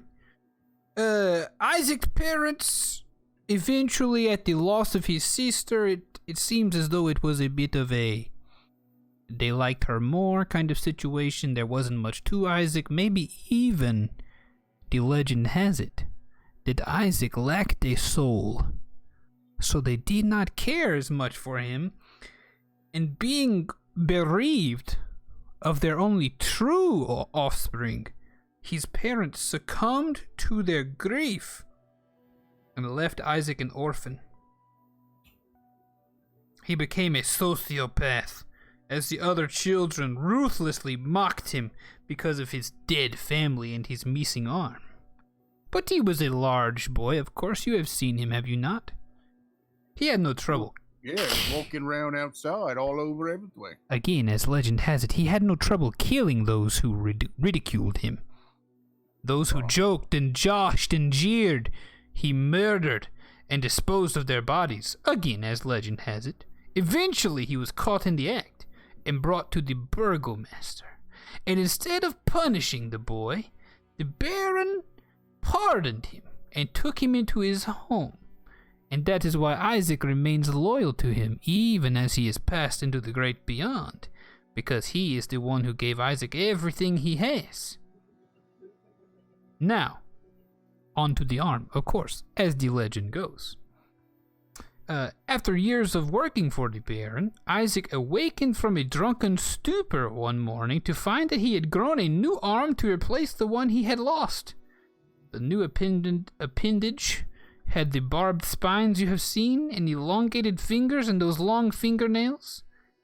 And it is said that even he can create fire with the snap of his fiendish fingers, and has used the flames to put the fear of the devil in every Valachian. So no one truly knows where the arm has come from. Legend has it just appeared on his arm one day.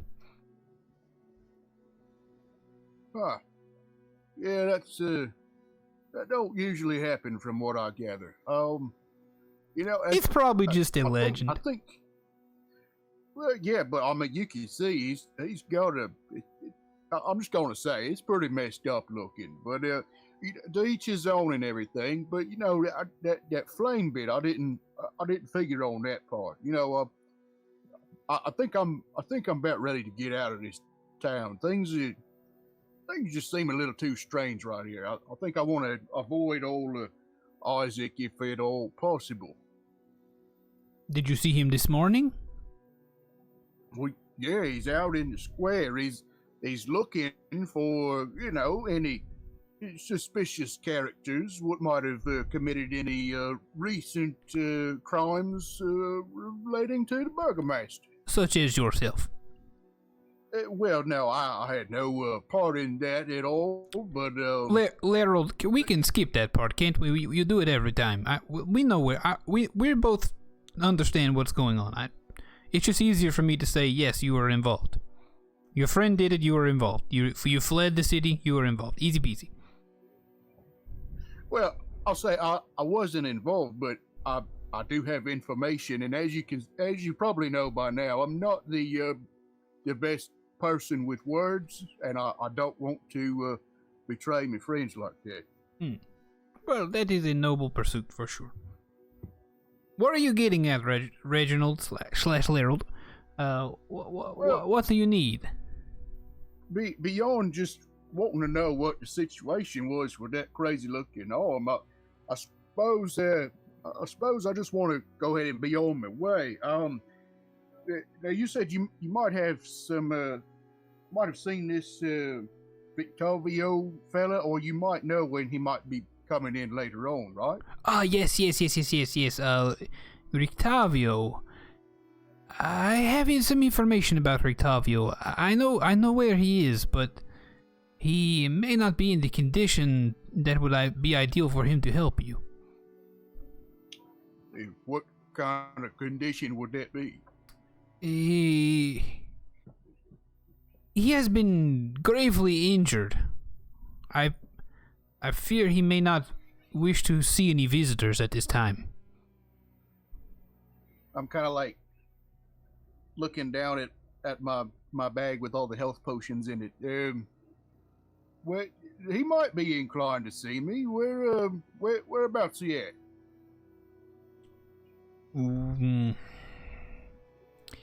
I told him I would bring no visitors, but I know this is important, and I hope that he can help you.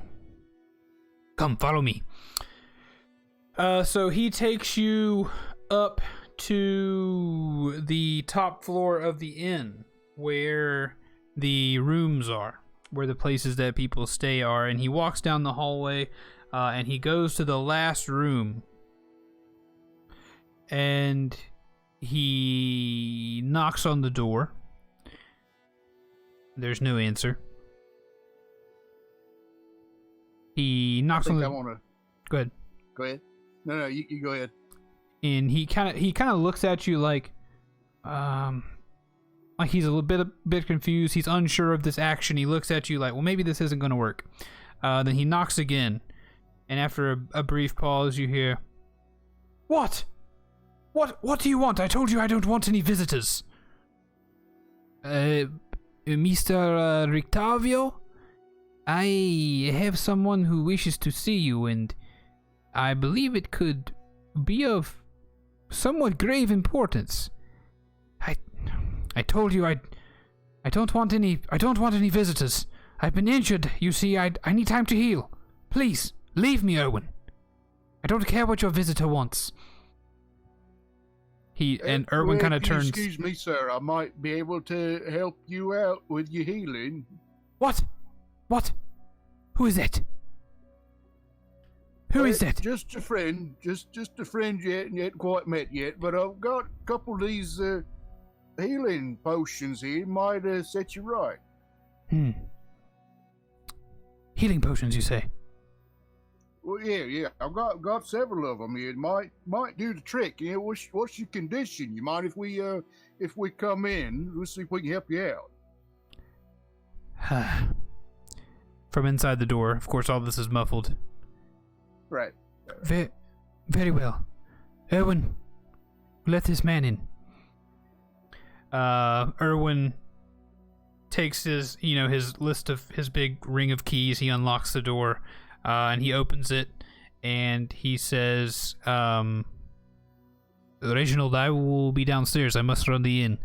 If you can help Rictavio, that would be wonderful. If he can give you some information, that would be great. But do not spend too much time, as of course the longer Isaac Strahd is in the town square, the more danger you will be in of possibly running across him. And I can assure you, he is quite an opponent if you were to have to meet him in open combat.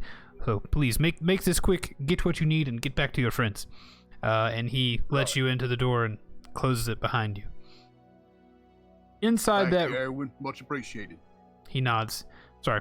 In that room, you see a man laying on a bed, bandages wrapped around his right arm and right leg in such a way as it seems as though he has lost both a right arm and a right leg. His countenance is pale. He seems as though he does not have a lot of energy or blood, for that matter, left in him. He is a man. Let me see if I can pull up a little description of him. He is wearing a leather coat. He's wearing some like cool, almost kind of like sunglasses, like they're tinted round glasses on his face. He's got a receding hairline, but he's got a very gray, pushed back series of unfortunate events, Count Olaf kind of look to him. Do you follow that? I guess I can. Yeah. Gotcha. Okay, gotcha. I'm on board. He's in his left hand. He's holding a cane across his body. He's got these sweet leather boots that have like this cool metal overlay around them, kind of like armored boots. He looks like a very experienced man. In the corner is a backpack, like a satchel full of implements that you don't know exactly what they are, but some of them look like trinkets, some pieces of metal. He looks as though he may be a tinkerer of some kind, and he has a journal on his nightstand. And he is sitting in this kind of dark room by candlelight, wincing in pain at every breath. Who are you, All right. green man? Just a friend you hadn't quite made the acquaintance of yet. Yes, you've said My that name before. My name is Reginald, sir, and got a few health potions here. Although I don't know how much of the damage it will heal, but I'd like to try if you're willing. You mean to say I let you in this room and all you have is health potions? You think I haven't consumed my weight in health potions just to get me to this point? I was at death's door. I thought you might have something better than a lousy health potion. Of course, I apologize. I appreciate your generosity, but a health potion can't get me beyond this point. I've lost an arm and a leg, obviously, as you can see. Well, what is it I could do to help you out, sir? I'd like to see what I could do for you. Maybe there's something you can help me with as well. There's something I can help you with. Look at me. I've lost an arm and a leg. He puts his head down, and you can tell that he is, this is obviously really bothering him. And you can hear him say, I'll never kill him now. I'll never catch my quarry now. Who is it in particular you might be looking for? Our paths might just be intersecting here. Our path might be intersecting. Whatever do you mean? Well, we're looking to dispose of a certain character about the area. Might or might not live in a big old castle not too far from here. Ah. Dispose of Strahd? And your interesting accent?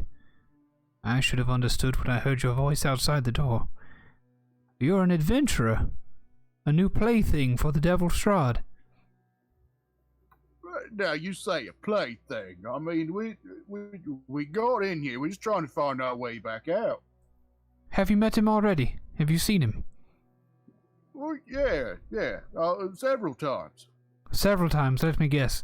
Each time you've seen him, you've either barely escaped or he left before he could finish the job? Well, not in so many words, but yeah, pretty much. Then yes, you are Strahd's newest plaything. Are you here alone, or were you brought as a group?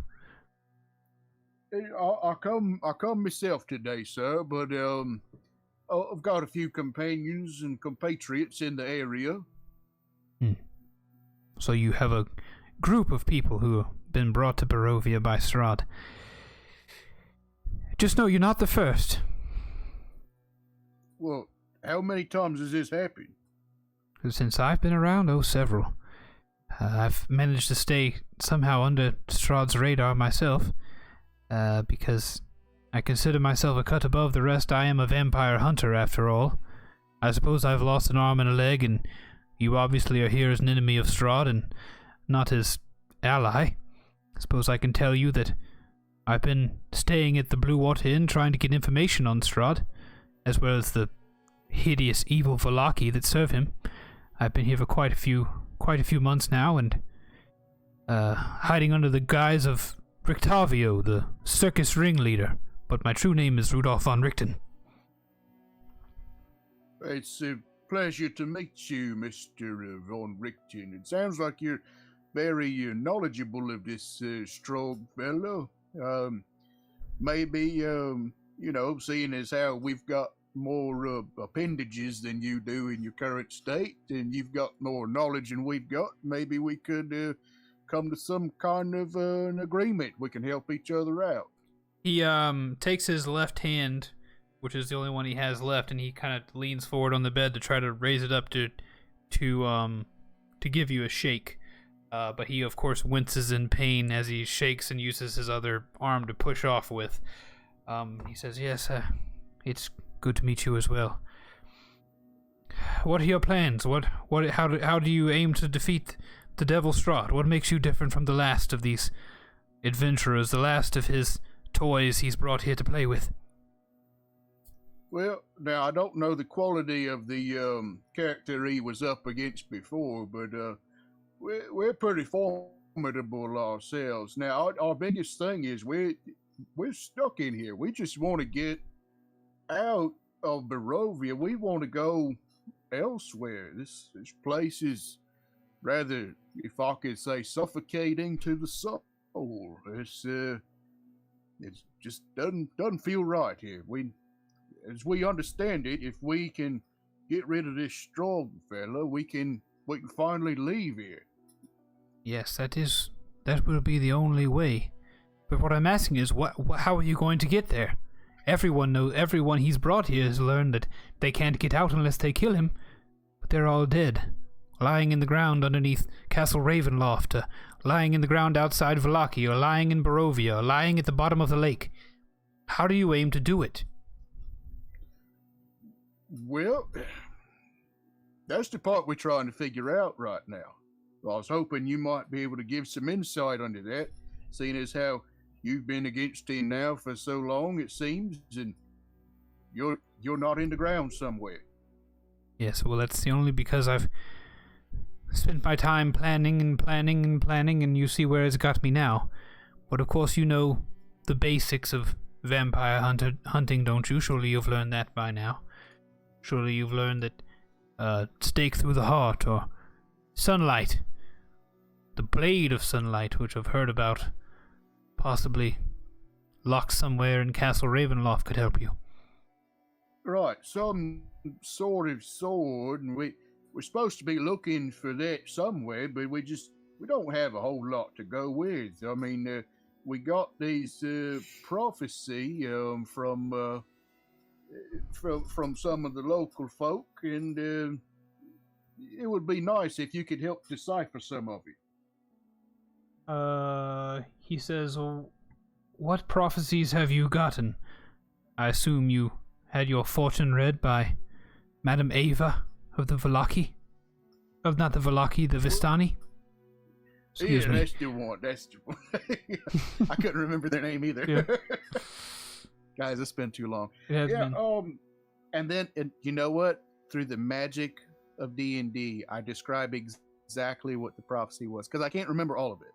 Okay. I remember the sword. I remember there was talking about the woman over the fire or something like that. I don't remember. Gotcha. So the sword one you relay to him. Also, by the way, I'm going to throw a quick picture in the Discord for you guys to look at what Rudolf von Richten looks like. I just put one on the stream for everybody to see.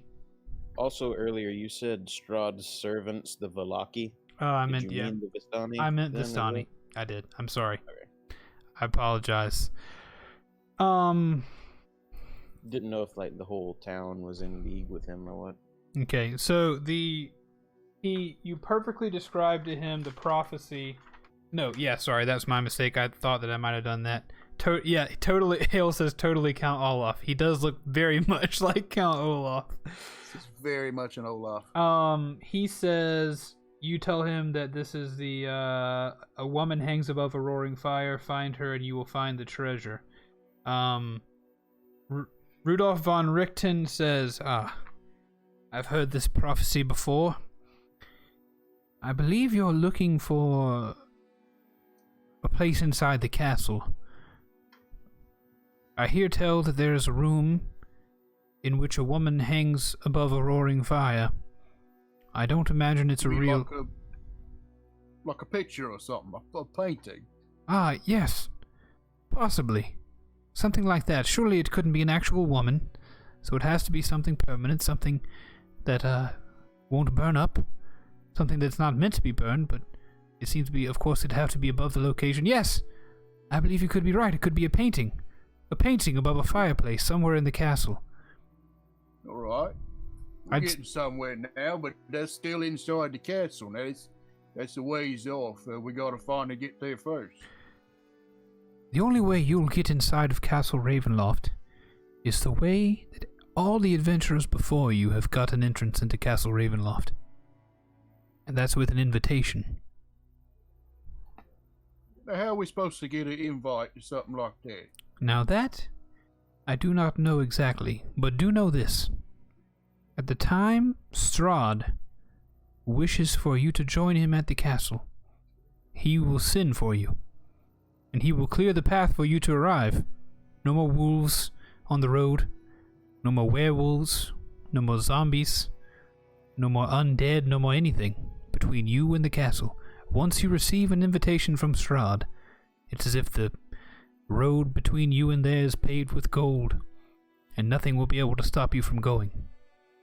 Once inside... Now, wait a minute. Now, he's just setting up and just getting ready for whenever he's feeling ready to just welcome us into his presence. I'm telling you, Reginald, was it? Well, yes. I'm telling you that this is a game to him. The only way to defeat Strahd is for you to be ready when you go. Whether that be with information, whether that be with the treasures you've been obviously prophesied to show where they are. You must be ready. You must be more ready than he thinks you are when you join him at the castle. It's a solid plan, I'd say. But what about this sword you was talking about? The sword of sunlight. I know little of it. That seems like it'd be quite effective in this situation. I am certain absolutely it will be. Likely a reason why it is hidden in the castle. I do not know whether Strahd knows where it is hidden at the castle. It's possibly he could have hid it himself, or someone could have stored it for some lucky adventurers one day. But we know that the Sword of Sunlight is prophesied, and that it will be a weapon of great use against Strahd. Right. So that's two reasons we best go ahead and get into that castle.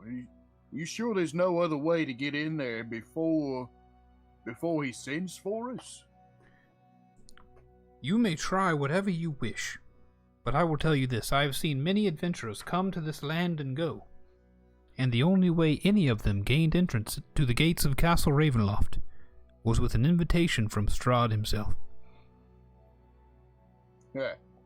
The Castle Ravenloft ain't seen the likes of us yet. I'm sure it has not. Or maybe it's seen some people exactly like you. I can't tell you I have the utmost faith that you will survive. Well, I sees we got two options. We either get stuck in here and just poking round till we just become his playthings over at Castle Ravenloft, or we just try to get ourselves out of here and be on our merry way. We might be able to deal with this Strahd fella in the process and get him out of your hair. Is there anything else that you could tell me might help us out, get us a bit more prepared? I've heard tell that he is obsessed with a young lady who lives in Barovia. Is it possible you've met her? You could say we've met.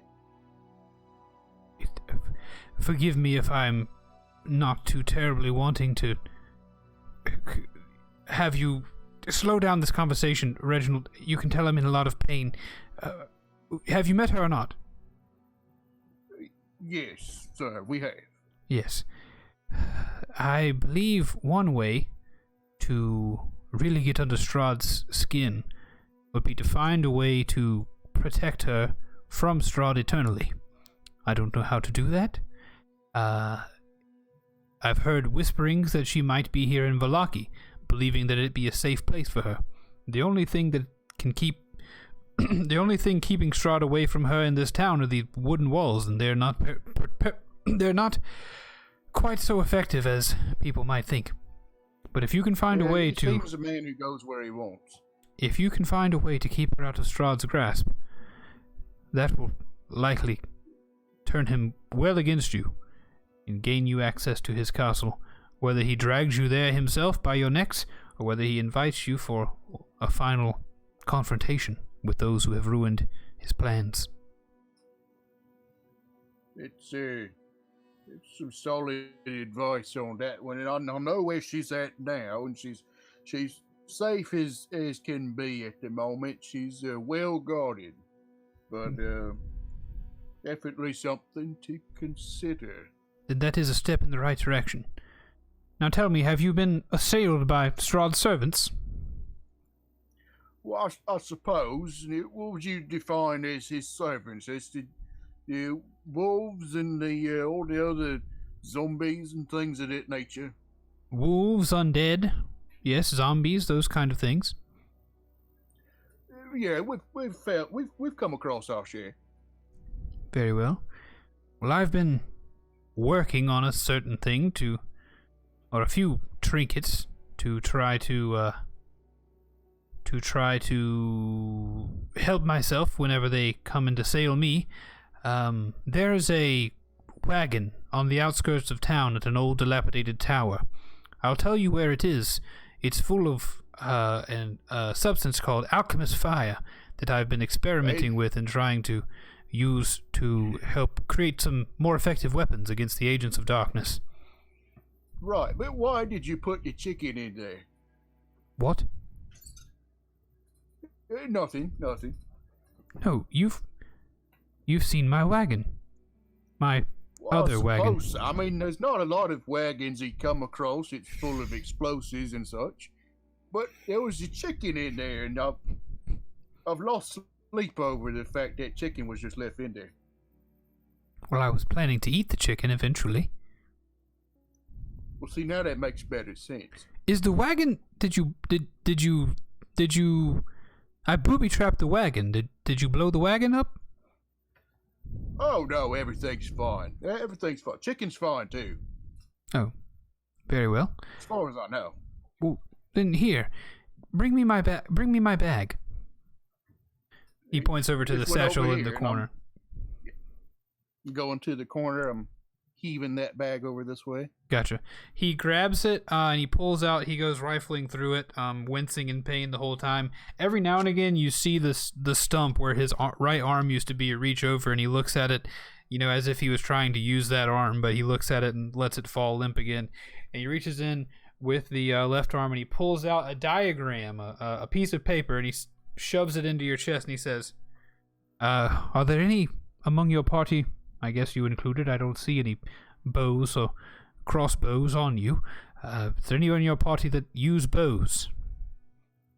Well, yes. In fact, that's the reason I came searching for you in the first place. I'm supposed to be trying to inquire as to if you could incorporate some of this flame juice alchemical fire into a crossbow bolt.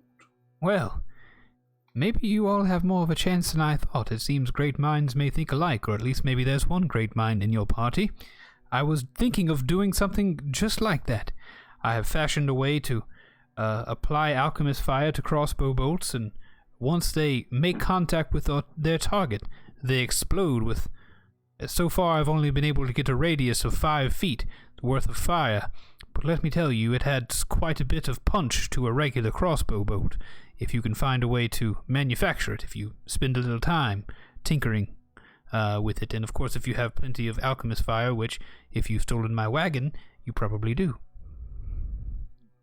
I reach inside my pack and I pull out like a fistful of them. I've got like 8 of them in my pack. You mean some of these here? Yeah. He nods and he says, yes, right, yes, crossbow bolts. Right. And we put that with the crossbow. Now these instructions are to help us to accomplish that, right? Yes. I'm kind of looking at him and I'm like turning it sideways and like I'm not really sure which side is up. He says, "Keep that safe and give it to the archer of your group. He'll know what to do with it." Right. I could do that. Good. Now, look. I really do need to be going, but look, is there anything that we can do for you? You know what? Yes. It seems as though unless there's some sort of magical reversal of the loss of my limbs, I won't be able to accomplish my mission in life, which is twofold. To kill the Devil Strahd, and to kill every scum Vistani that has ever served him. I believe, inadvertently, I've started towards that second goal. You see, the reason I lost my right arm and right leg is because I've been training a saber-toothed tiger, off and on. I've had it trapped in a different circus wagon in the depot, and I've been training it to hunt and kill Vistani. My reasons are my own. I trust that you would respect them. But I believe I missed a feeding or two, and one day, it's possible that maybe there are some kids playing around. Either way, I went to the depot one day, and the door of the wagon was open. And in an attempt to try to quell the rage of the saber-toothed tiger, which sadly enough I as well had outfitted with a version of my own armor that I have made, he became angry and attacked me and escaped the town. So, if you could, not get in that tiger's way as he hunts down the Vistani of this world. That's all I ask. After all, I am a crippled man, and I can ask you for no more. So, you want us just step aside if we see the big old cat trying to eat somebody, right? Yes. He only has a taste for Vistani. He very rarely leaves it. If you see him somewhere in the wilderness, I ask that you not treat him as a trophy to be hunted, or an ally to be gained, but as a missile on its way to destroy any in its path. Well, beg pardon, sir, but if it looks like he has been chewing on you, he might have a taste for more than Vistani. Well, like I said, he only strays every now and again. Right. You said you equipped him with this kind of armor, whatever. Can you tell me more about that? It's armor, Reginald. It keeps things from hurting him. Well, right, but you said you patterned it after your own. Is there anything in particular that makes it so special? It's light, but strong. He's not slowed down, but quite difficult to harm. Right. I guess this would kind of be a little bit of meta, but I'm referring back to when you were talking about like he had some really sweet ass boots and like all that kind of stuff. Oh yeah. No, yeah, nothing. It's just armor. Okay. Right. Now I tell you what, I got to be going. It's getting on in the day, and I do want to see if I can afford that Isaac fella if at all possible. But if we're out and about, we happen to find something that'll help you in this little stumpy situation, we'll seek you out. Yes. And Reginald, I'm sorry if I came across as crass or against you in any way. I'm, of course, less of a man than I was days ago. I truly do hope that you aren't like the other adventurers that have passed through this world, that you will be successful in destroying the Devil Strahd and helping us all escape this hell. I promise you there's not been any adventurers like us come through here yet. I hope that is the case. I want to take the 2 health potions that I had, because we had 2 apiece. I picked up 6 of them. Mm-hmm. I want to take my 2 health potions and give them to him. Gotcha. He looks up at you, and he grabs them both with his left hand, both the necks of those bottles in his left hand, and he takes them and he holds them against his chest, and he says, Godspeed, Reginald. And to you as well. We'll meet again, I'm sure of it. I want to head for the door and give a little wave. Alrighty. He lets you leave the room and shut the door on him. Nice. With that said, let's cut back to Jericho, Irina, and Derman and see what they're up to. Jericho and Derman, why don't you guys go ahead and take a minute to wake up? I know we've been gone a while. But what's going on out here? Well, Keith, we're out here in I don't know. There seems to be a light rain coming from the west. There's a Sudden influx of the undead. How mad would you Tonight be at if I told 6. you there were more? That would be Not terribly mad, but we dispatched them fairly handily. Yeah, I that, haven't taken damage from any of them yet. that was pretty exceptional, not gonna lie. I gained like. now they've merged together 13 into health. one giant spaghetti-sounding monster. Hmm. We Oh, don't have time for that tranquil. particular rabbit hole of religion tonight, Joshua. But back to the tower we go. Irina Uh, is standing and trying to wipe all the mud off of her as she rolls the dead zombie off of her body. Well, Sorry, go ahead. no, you go ahead. I'm I have decided that I want to answer my question. What? Jewish. What was your question? Oh no, that was me. That wasn't German. That was me speaking. Well, I guess that was both. That was both. Okay. Derman says that while staring out the door, and I say that, letting you know what I'm about to do. Okay. I'm going to touch the door, but with every fiber of my being, I'm going to will it. I'm going to intend not to open it. What? No, that wasn't Derman. That was just me. I'm sorry. You're gonna. So you're just gonna touch the door but not open it? I'm gonna touch the door, But not open. but no intent to try to open it at all. Okay, so you're trying to Huh. reduce your intent for Like a gentle caress. a gentle caress, but you are going to touch the door. I'm going to try. All right. That is what I'm doing. That is what Derman is. Let me moving go toward. and see what's going to happen to you, if anything. I gotta find. Shoot. Are you notifying anyone of this? No, but I would say through clues and such, you could probably guess what's happening through a insight check, maybe. I think I'd have to have some inclination that you're going to suicide yourself to see that coming. So Derman begins to slowly walk towards the door as Irina gets up with his hand out, Jericho. Demon, are you all right? Yes, I'm fine. I'm just a bit tired. I want to see. There's a question I have, and I want to know the answer. And that question would be pertaining to the afterlife?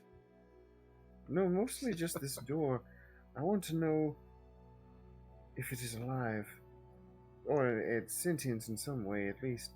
I want to see if I touch it with the intent to not harm it, or open it, or try to steal from the tower, perhaps, maybe. Maybe it won't kill me. Okay. And That's right. if it doesn't kill you, what use is that?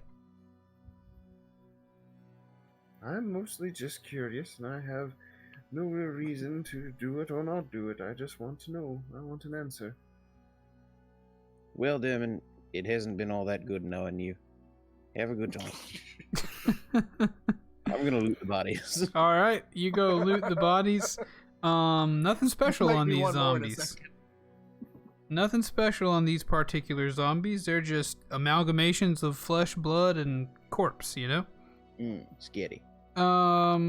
So everybody at this point, based on the map we had made, everyone but Derman, yeah, you got Jericho's back here. That zombie is dead. Irina is 30 feet from the door. Which means... Alright, so Derman, you touch the door, eh? If no one's gonna stop me, yeah. Alright. Demon, give us 1 minute. Arena, you see the cracks running up the side of the tower, don't you? Yes, I do. I don't know how many more lightning strikes that thing could take. You want to retreat to not here? You know what? I think that might be a good idea.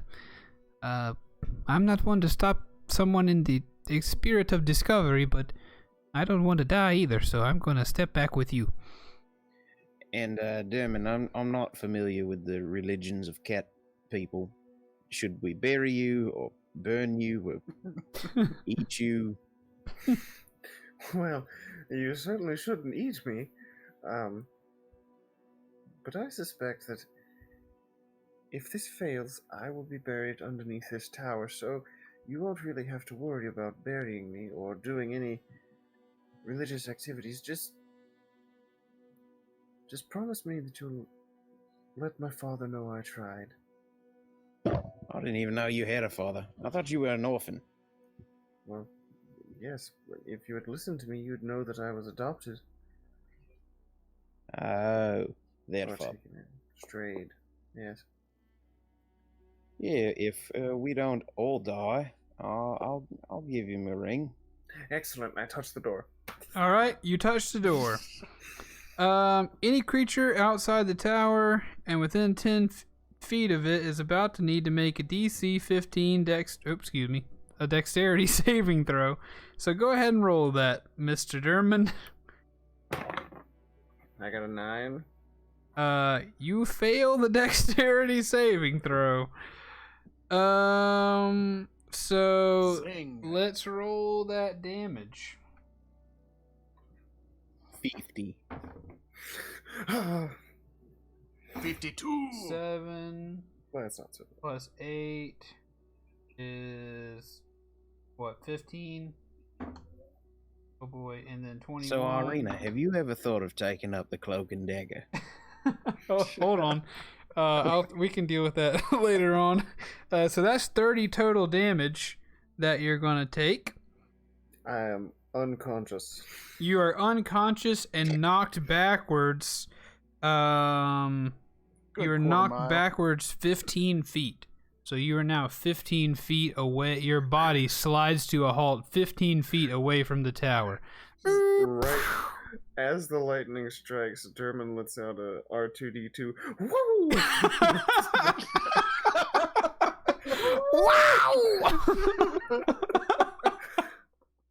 Oh god! All right, so That's a great visual right yeah. there. So your body shoots backwards and slides to a halt as lightning envelops the tower.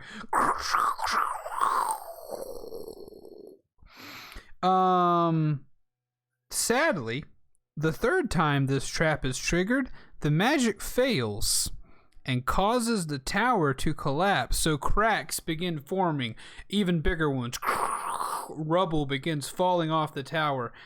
Jericho and Irina, roll a perception check. You're Irina. I know. Okay. That's 15. Both of you notice this. You both look at each other, and Irina says, "That tower's about to fall on top of Derman's lifeless body." Yeah, it is. She sprints toward it. Wow, come on, Irina. I'm gonna sprint after. Irina runs toward it. We're gonna roll a couple checks here to see if we save Derman's sweet little life. Because Reginald is the only person left. what? I said if Reginald turns out to be the only person left. All right, so I'm gonna roll 2 rolls.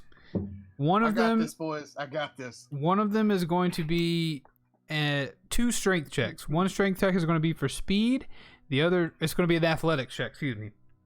2 athletic checks. One's going to be for speed. The other is going to be to drag his body away from the tower, which is obviously about to fall on top of him. Great. So I'm going to need both of you to roll an athletics check. Irina rolls a nat 20. Good for Irina. I roll a 7. All right. So her nat 20, so we'll say that with her nat 20, she has time to turn and like usher you along, grab you by the hand, giving you advantage on this athletic saving throw or athletics check. That was speed. Yeah. All right. 18 to grab a carcass. Wait, no, sorry. I need you to roll another roll on your athletics check. She's giving you advantage. She's giving you another roll. Oh, for the okay, first then one. 18 to move quicklier. All right, so you both move quickly enough to get to Derman as the tower begins to fall. Now it's time to roll an athletics check to see if you drag his body away. Okay. You're both so Jericho. You're the stronger of the two. Irina is going to use her smaller and not quite as strong body to help you. So roll with advantage. I got a 2 both times, so that's a 5. Oh boy. I'm invisible if that helps. Sarah can't see me. Oh, it does not help you. So the tower falls down, and you guys are going to see some. Dexterity is for dodging. Can I dodge some chunks? Yeah. You know what? You're gonna get that opportunity. So roll a dexterity saving throw. Woo! Nat 20. Nat 20. Perfect. You, of course, save. Irina also, she rolled an 18, so she's going to save. So, she's going to only take enough damage to knock her out. She's able to get almost away from the tower. She tries to help pull Derman, but she's unsuccessful. She runs away from some of the rubble falling down, and she only takes enough damage to get knocked unconscious, and her unconscious body falls flat at the edge of the rubble. Jericho, you also succeed, and you are going to take some damage. Cool. 10, 20, 21, 30, 36, 41. You're going to take 41 damage as you run away from the tower. Great. That's, oh, I'm not dead.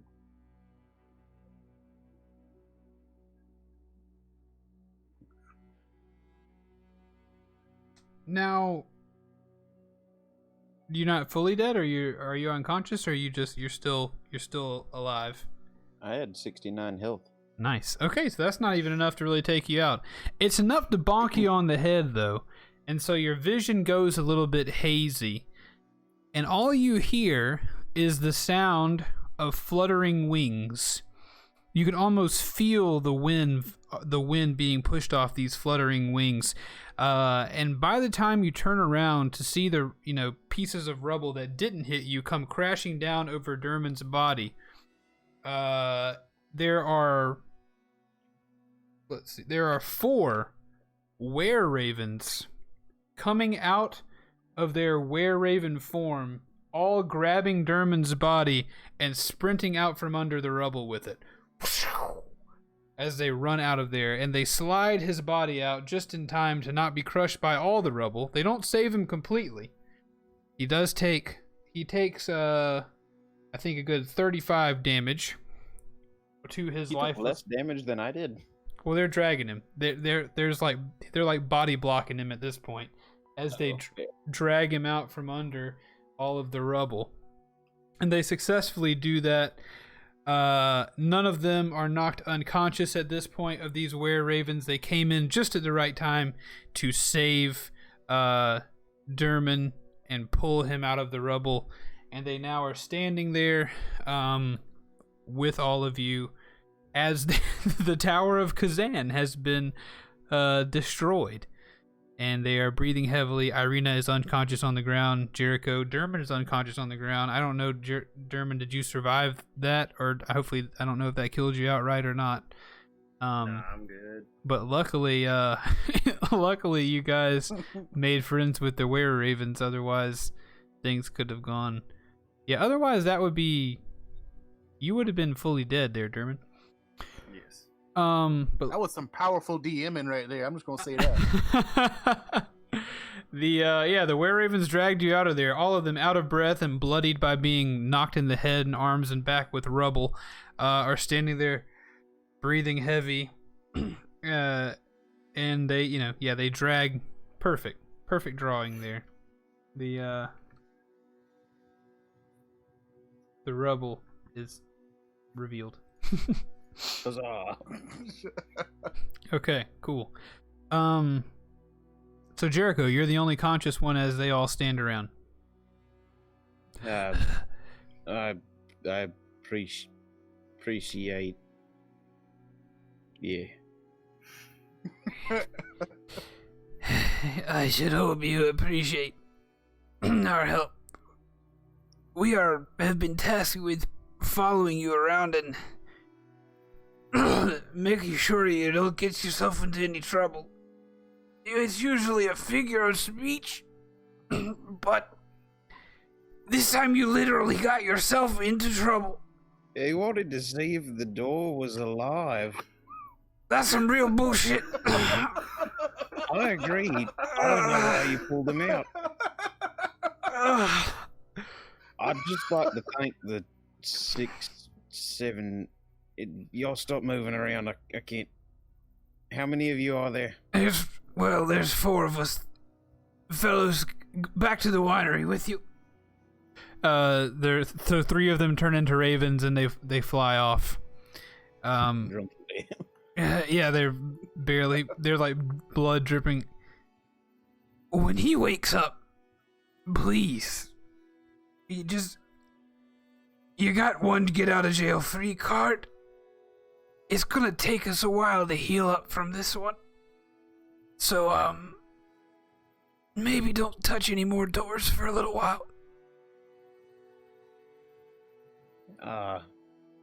If all the doors are like this, I think I'm gonna stay outside from now on. Jericho, I'm really sorry. I'm gonna have to ask you to say it and not to joke. Please be more careful. I didn't touch the door. I will keep the idiot from touching living, breathing lightning doors.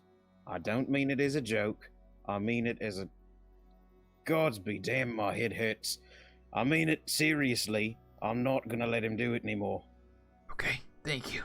I need you to promise me you'll let him die next time, though. If it's just him, we probably will. Pull me out if you're gonna save someone. You look like you had it under control. Anyhow, do you need like a health potion? I'll have some wine when I get back at the winery. I'll make it. But we'll always be around doing our best to protect you, but we can't make any promises that we'll be as effective next time, okay? Yeah, that may... Oh, hey, but before you go... anything, sure. Do you know anything about the, that shiny, piece of armor we got strapped to the back of our cart? You seem like you've been here a little longer than we have. That particular shiny piece of armor... it certainly seems to be indestructible. Yeah, it seems to be magical in some way. It must have belonged to the wizard. Maybe it's animated in some way. I don't know. Demon and Reginald chucked a head at it. Didn't do anything. I've seen a couple of pieces of animated armor in my day. Usually it has some sort of word of power associated, kind of something that turns it on and off. Alright, I'll talk to it later. Okay. Jericho, bloody sucked to see you today. We'll see you next time. Bye. He turns into a raven and flies away. I'm gonna drag the bodies into the cart. Okay. You successfully do so with no small amount of effort. Cool. Is there room for 3? Oh yeah, it's a long rest. Yeah. Yeah, there's room for 3. Okay, you successfully pull them into the cart and get them tidied up for a long rest. And we cut back to Reginald at the Blue Water Inn, who has just left the room with Rictavio / Rudolph von Richten. Do we need to make some saving throws for Derman? I'm gonna say because you pulled him into the thing, you made sure they got the medical attention you needed. You didn't have any pressure. You've done this before. You made sure they were stable and made sure they were good to get a long sleep. They'll wake up tomorrow with some concussions, but other than that, they'll be okay. Great. Reginald, what's up? Well, now that someone has sworn that they would keep the idiot away from doors that do lightning and all that, as I pull the door closed, I kind of like stare at the door for a second, just kind of shake my head before going downstairs. Okay. Yeah, I want to go see if I can find Erwin again. All right. So you find him downstairs, and he says, Reginald, did you learn anything that you could find useful? Don't play with big cats, among other things. But, yeah, I do think so. He's quite a nice fella if you actually talk to him for a bit. Seems very knowledgeable. Yeah. Hey, thanks for introducing me. You were very welcome. I was worried he would not speak to you, but it seems you all are at least a bit kindred spirits. You could probably say that. I tell you what, we also needed to get the wagon hitched up, if I remember right. Or really, we only need the horse. Do you think we could arrange something like that in the stable? Absolutely. You are welcome to use one of my horses. Absolutely. You may take it and ride it back to your friends whenever you decide to leave. Right. Now, will you not be accompanying us? Someone has to stay behind and run the Blue Water. I trust you all with Irina, and so does she. Dare I say, I believe that it could even... As the tower is coming down. Yeah. Dare I say, you could be the ones to finally give Strahd a run for his money. You really think so? Hell, I don't know, but if I'm going to bet on somebody, it might as well be you. I appreciate your confidence, Erwin. Maybe let's go ahead and see to the horse. Don't have too much longer for my commissioned goods are going to be ready, or supposed to be ready. I think I'd like to head out as soon as possible. Very well. Reginald, would you like me to go pick up your goods for you, just in case Isaac is wandering around? You know, that's a rather clever idea. You don't think it would raise suspicion to your own person, would it? I go to the town square all the time to gather things. If you will only give me the second half of the funds, that you mentioned off camera. Well, I already paid her. I already paid her in full. You did. You paid her in full. I was hoping to pay in full, and then slip out through the back door, and she was like, "No." Okay, gotcha. Well, I don't know how she will know. How she will agree to give me. You know what? Bad idea. Just run and grab the things quickly. Do your best to stay out of Isaac's way, and I'm sure all will be well. But do hurry. I'm sure your friends are looking for you. Right.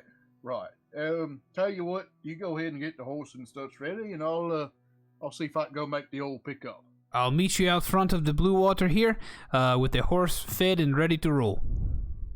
I appreciate it, Erwin. Appreciate it so much. You've done a lot for us. Absolutely. Thank you. So he turns to... Yep, he goes to the stable to get things ready. You head your way back down to the village square. Isaac Strosny has still got his eyes peeled, looking around. So roll with advantage to see if you can stay out of his sight. What was the roll? Was it stealth again? Yeah. With advantage. Okay, that is a Okay, so a 13 or a 17.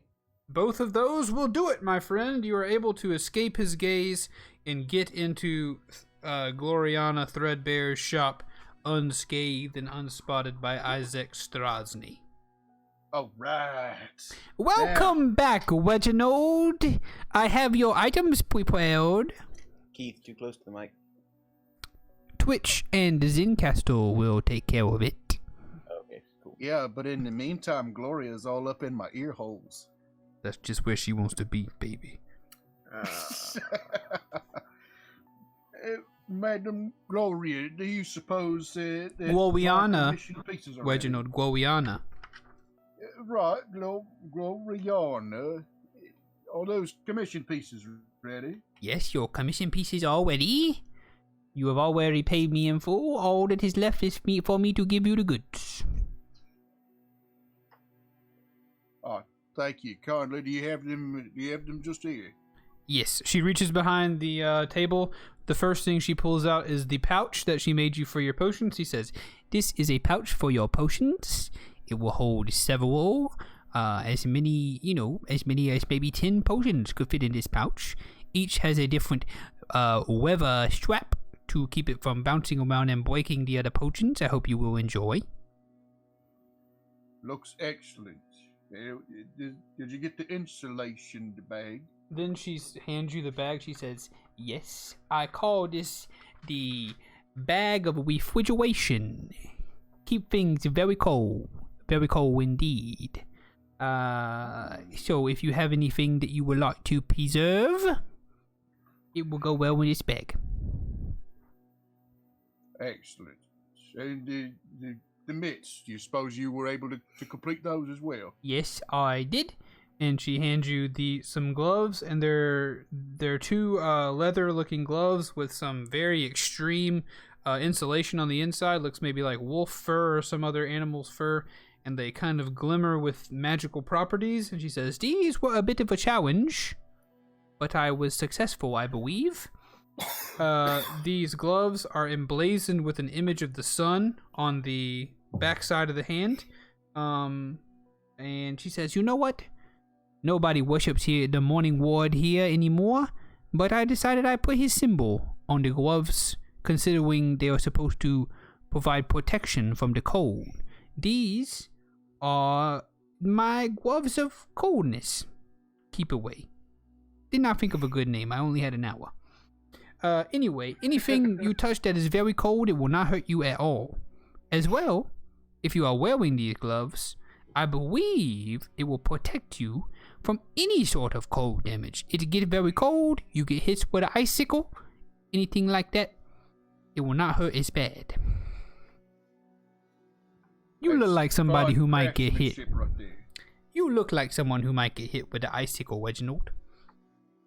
I was just thinking, what do you suppose the cost would be on a whole suit or something like that? Oh, more than you can afford, sweet baby boy. You know me too well. I do. Well, anyway, be on your way, Reginald. I don't have much else to do today. I was hoping to put my feet up and take a bath. At the same time, never mind.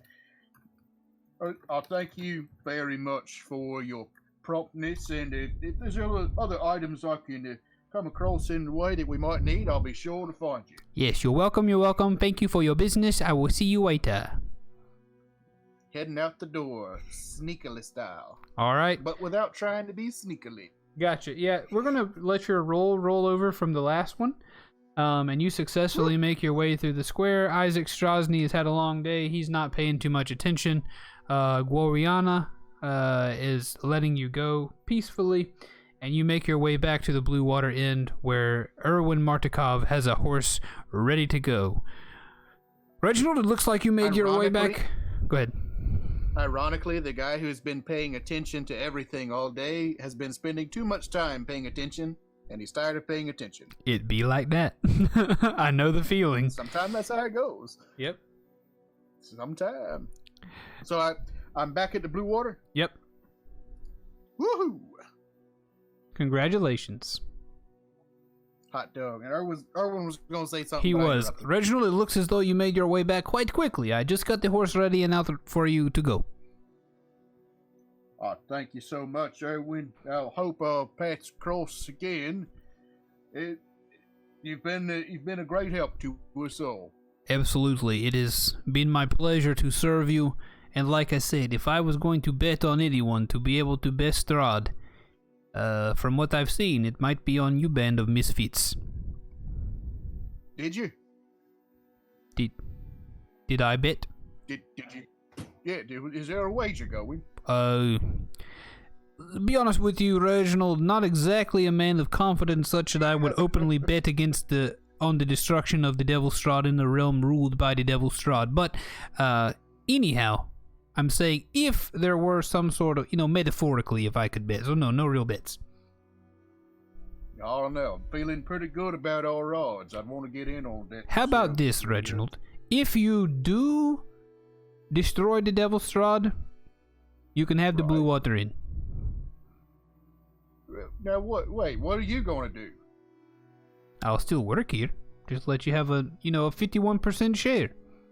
You will have earned it for sure. All right. Now that's some motivation right there. Erwin, you're a kind gentleman. Thank you so much. I might take you up on that, but I think I've got to be on my way. Yes. Something tells me that the fellas might have been up to something. Gotcha. He says, "Very well, Reginald. It's been a pleasure. Go see your friends." And he slaps the horse on the rump, and the horse begins to gallop out of town as the men at the gate get a nod from Erwin as they open it up just so for you to get out of there, and they close it back behind you. Nice. I'm on my way. Tell everybody I'm on my way. New friends and new places to see. So when I get to the site of the rubble... Yep, there's a montage, Brother Bear style, with the Phil Collins jam playing. And then at about 2 o'clock in the afternoon, you arrive at a pile of rubble where the Tower of Kazan used to be, and your friends are nowhere in sight. All you see are a bunch of dead zombies underneath the rubble, and of course the circus cart. Okay, being that the cart is the only structure still standing, I wanna sneak my way over that way to see if I can detect anybody inside. Okay, you look up to the window and you can see all of your friends lying on one another having a good night's sleep. Cool. I'm gonna go up to the little trap door in the bottom. Okay.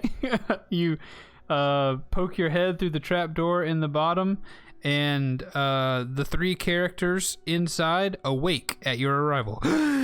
Who is that? Who is that? She nudges Jericho to her side. Wait, no, it's just me. It's your pal. It's Reginald. What happened? Where'd the building go? No, I was a bit curious. Well, Your curiosity destroyed the tower. Well, as the old saying goes, curiosity killed the cat, but satisfaction brought him back. I'm gonna choke him to death. We can cut to black on Jerry strangling Dermot right now. Is your curiosity satisfied? For now, I suppose. All right, I'm sure I'll have to get the details on this later. But tell you what, it looks like you've had a rough time of things here. Brought back some of those health potions and some other goodies for you fellas.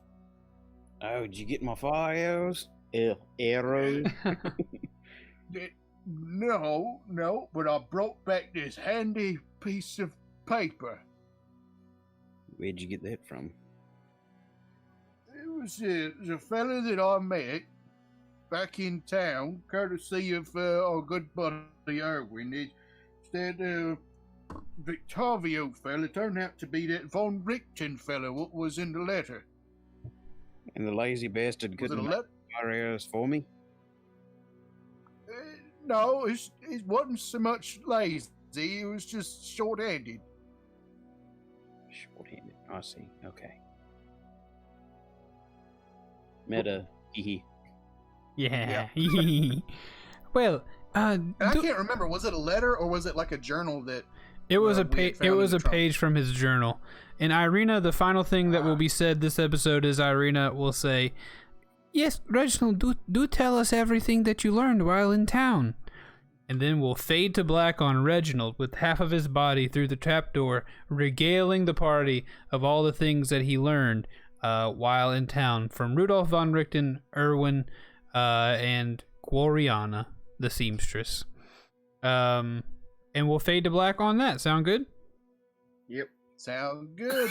All right. That will end this episode of Dungeon Boys. We're back, Jack. Thank you guys so much for being here. I've had a wonderful, fun episodes back. I know we split the party up a bunch, but we're back together now, so things will be a little bit easier going. We won't have to do so many cuts. How you feeling, boys? Feel good. Man, it's good to be back. That were fun. Good, That good, were good. fun indeed. I'm so glad. Effective combat, fun role play. That's what you get when you come see Dungeon Boys. But thank you guys so much for listening on the podcast. If you like the show, be sure to send us an email, tankmediagames@gmail.com. You can tell us how good or how bad it was. As well, if you'd like to join our Discord and chat about Dungeon Boys on the Discord channel for Dungeon Boys inside the Tanktown Discord server, you can go to Twitter, twitter.com/tankmediagames, and you can see a pinned tweet on that channel to join the Discord server. Also, I believe there's a link in the description of this podcast. All that being said, we'd love to hear from you in any way. And of course, if there's a way to review podcasts on the app you're using to listen to us, we would love if you did that too. It would be very helpful. Or if you're on Twitch and you think, you know what, Dungeon Boys is just not as successful as it should be, I'm going to leave a review on iTunes or whatever. That'd be great too. But to all our podcast viewers, we will see you next week. Please remember that we love you very much. Bye-bye. Bye-bye. Toodles. Later. All right. And we're out. All that's left is to say goodbye to our Twitch viewers, down to 4. Sometimes that happens, and that's fine. But to Mark and Tef and Hale and War and All Gamings and Joseph N.M. Hoyle and Sparkly Trash and Opance. Sparkly Trash is Rachel, though, I believe, right? She is indeed. Either way, thank you, Rachel, for watching and listening. Opance and Shadow, thank you guys so much for being here. We appreciate you all very, very much. Oh, I forgot to let Beowulf know. Dang, man. Ooh. You done wrong, bull. You done wrong. You in It's- trouble now? I'll let the Twitch people know. We actually have gotten a couple comments on YouTube, as well as at least 1 or 2 emails from people who actually enjoy listening to the show. So you're not alone. Especially if you're at the end of the stream, you're not alone. There might be 1 or 2 other people in the world who like this show as well. I'm indebted to you, Twitch people. I'll see you in the morning. Have a good one. What are you playing tomorrow? It might be BioShock, Shadow. It might be time. Bioshock. Which one? Hey. I've never played BioShock, so I'm gonna play the first one. Really? Oh, Yeah. Keith, you What? just missed a great sale. All 3 of them, Bioshock 1, 2, and Infinite, were $10 on Dang Xbox. it. They should Same be thing on sale. Switch? Ooh, wait. I wonder. Oh, Do you think they- BioShock's on they Game were. Pass? I might have to figure that out. I'll do that before I go to bed. But yeah, good That's night, a great Twitch. series, though. It is. Good. I'm looking forward to trying it out. This is the way, Shadow says. Shadow, thanks for being here, man. You know I love seeing you. Everybody else, thanks so much for watching. Please remember that we love you all very, very much. Good night. Toodles. Bye.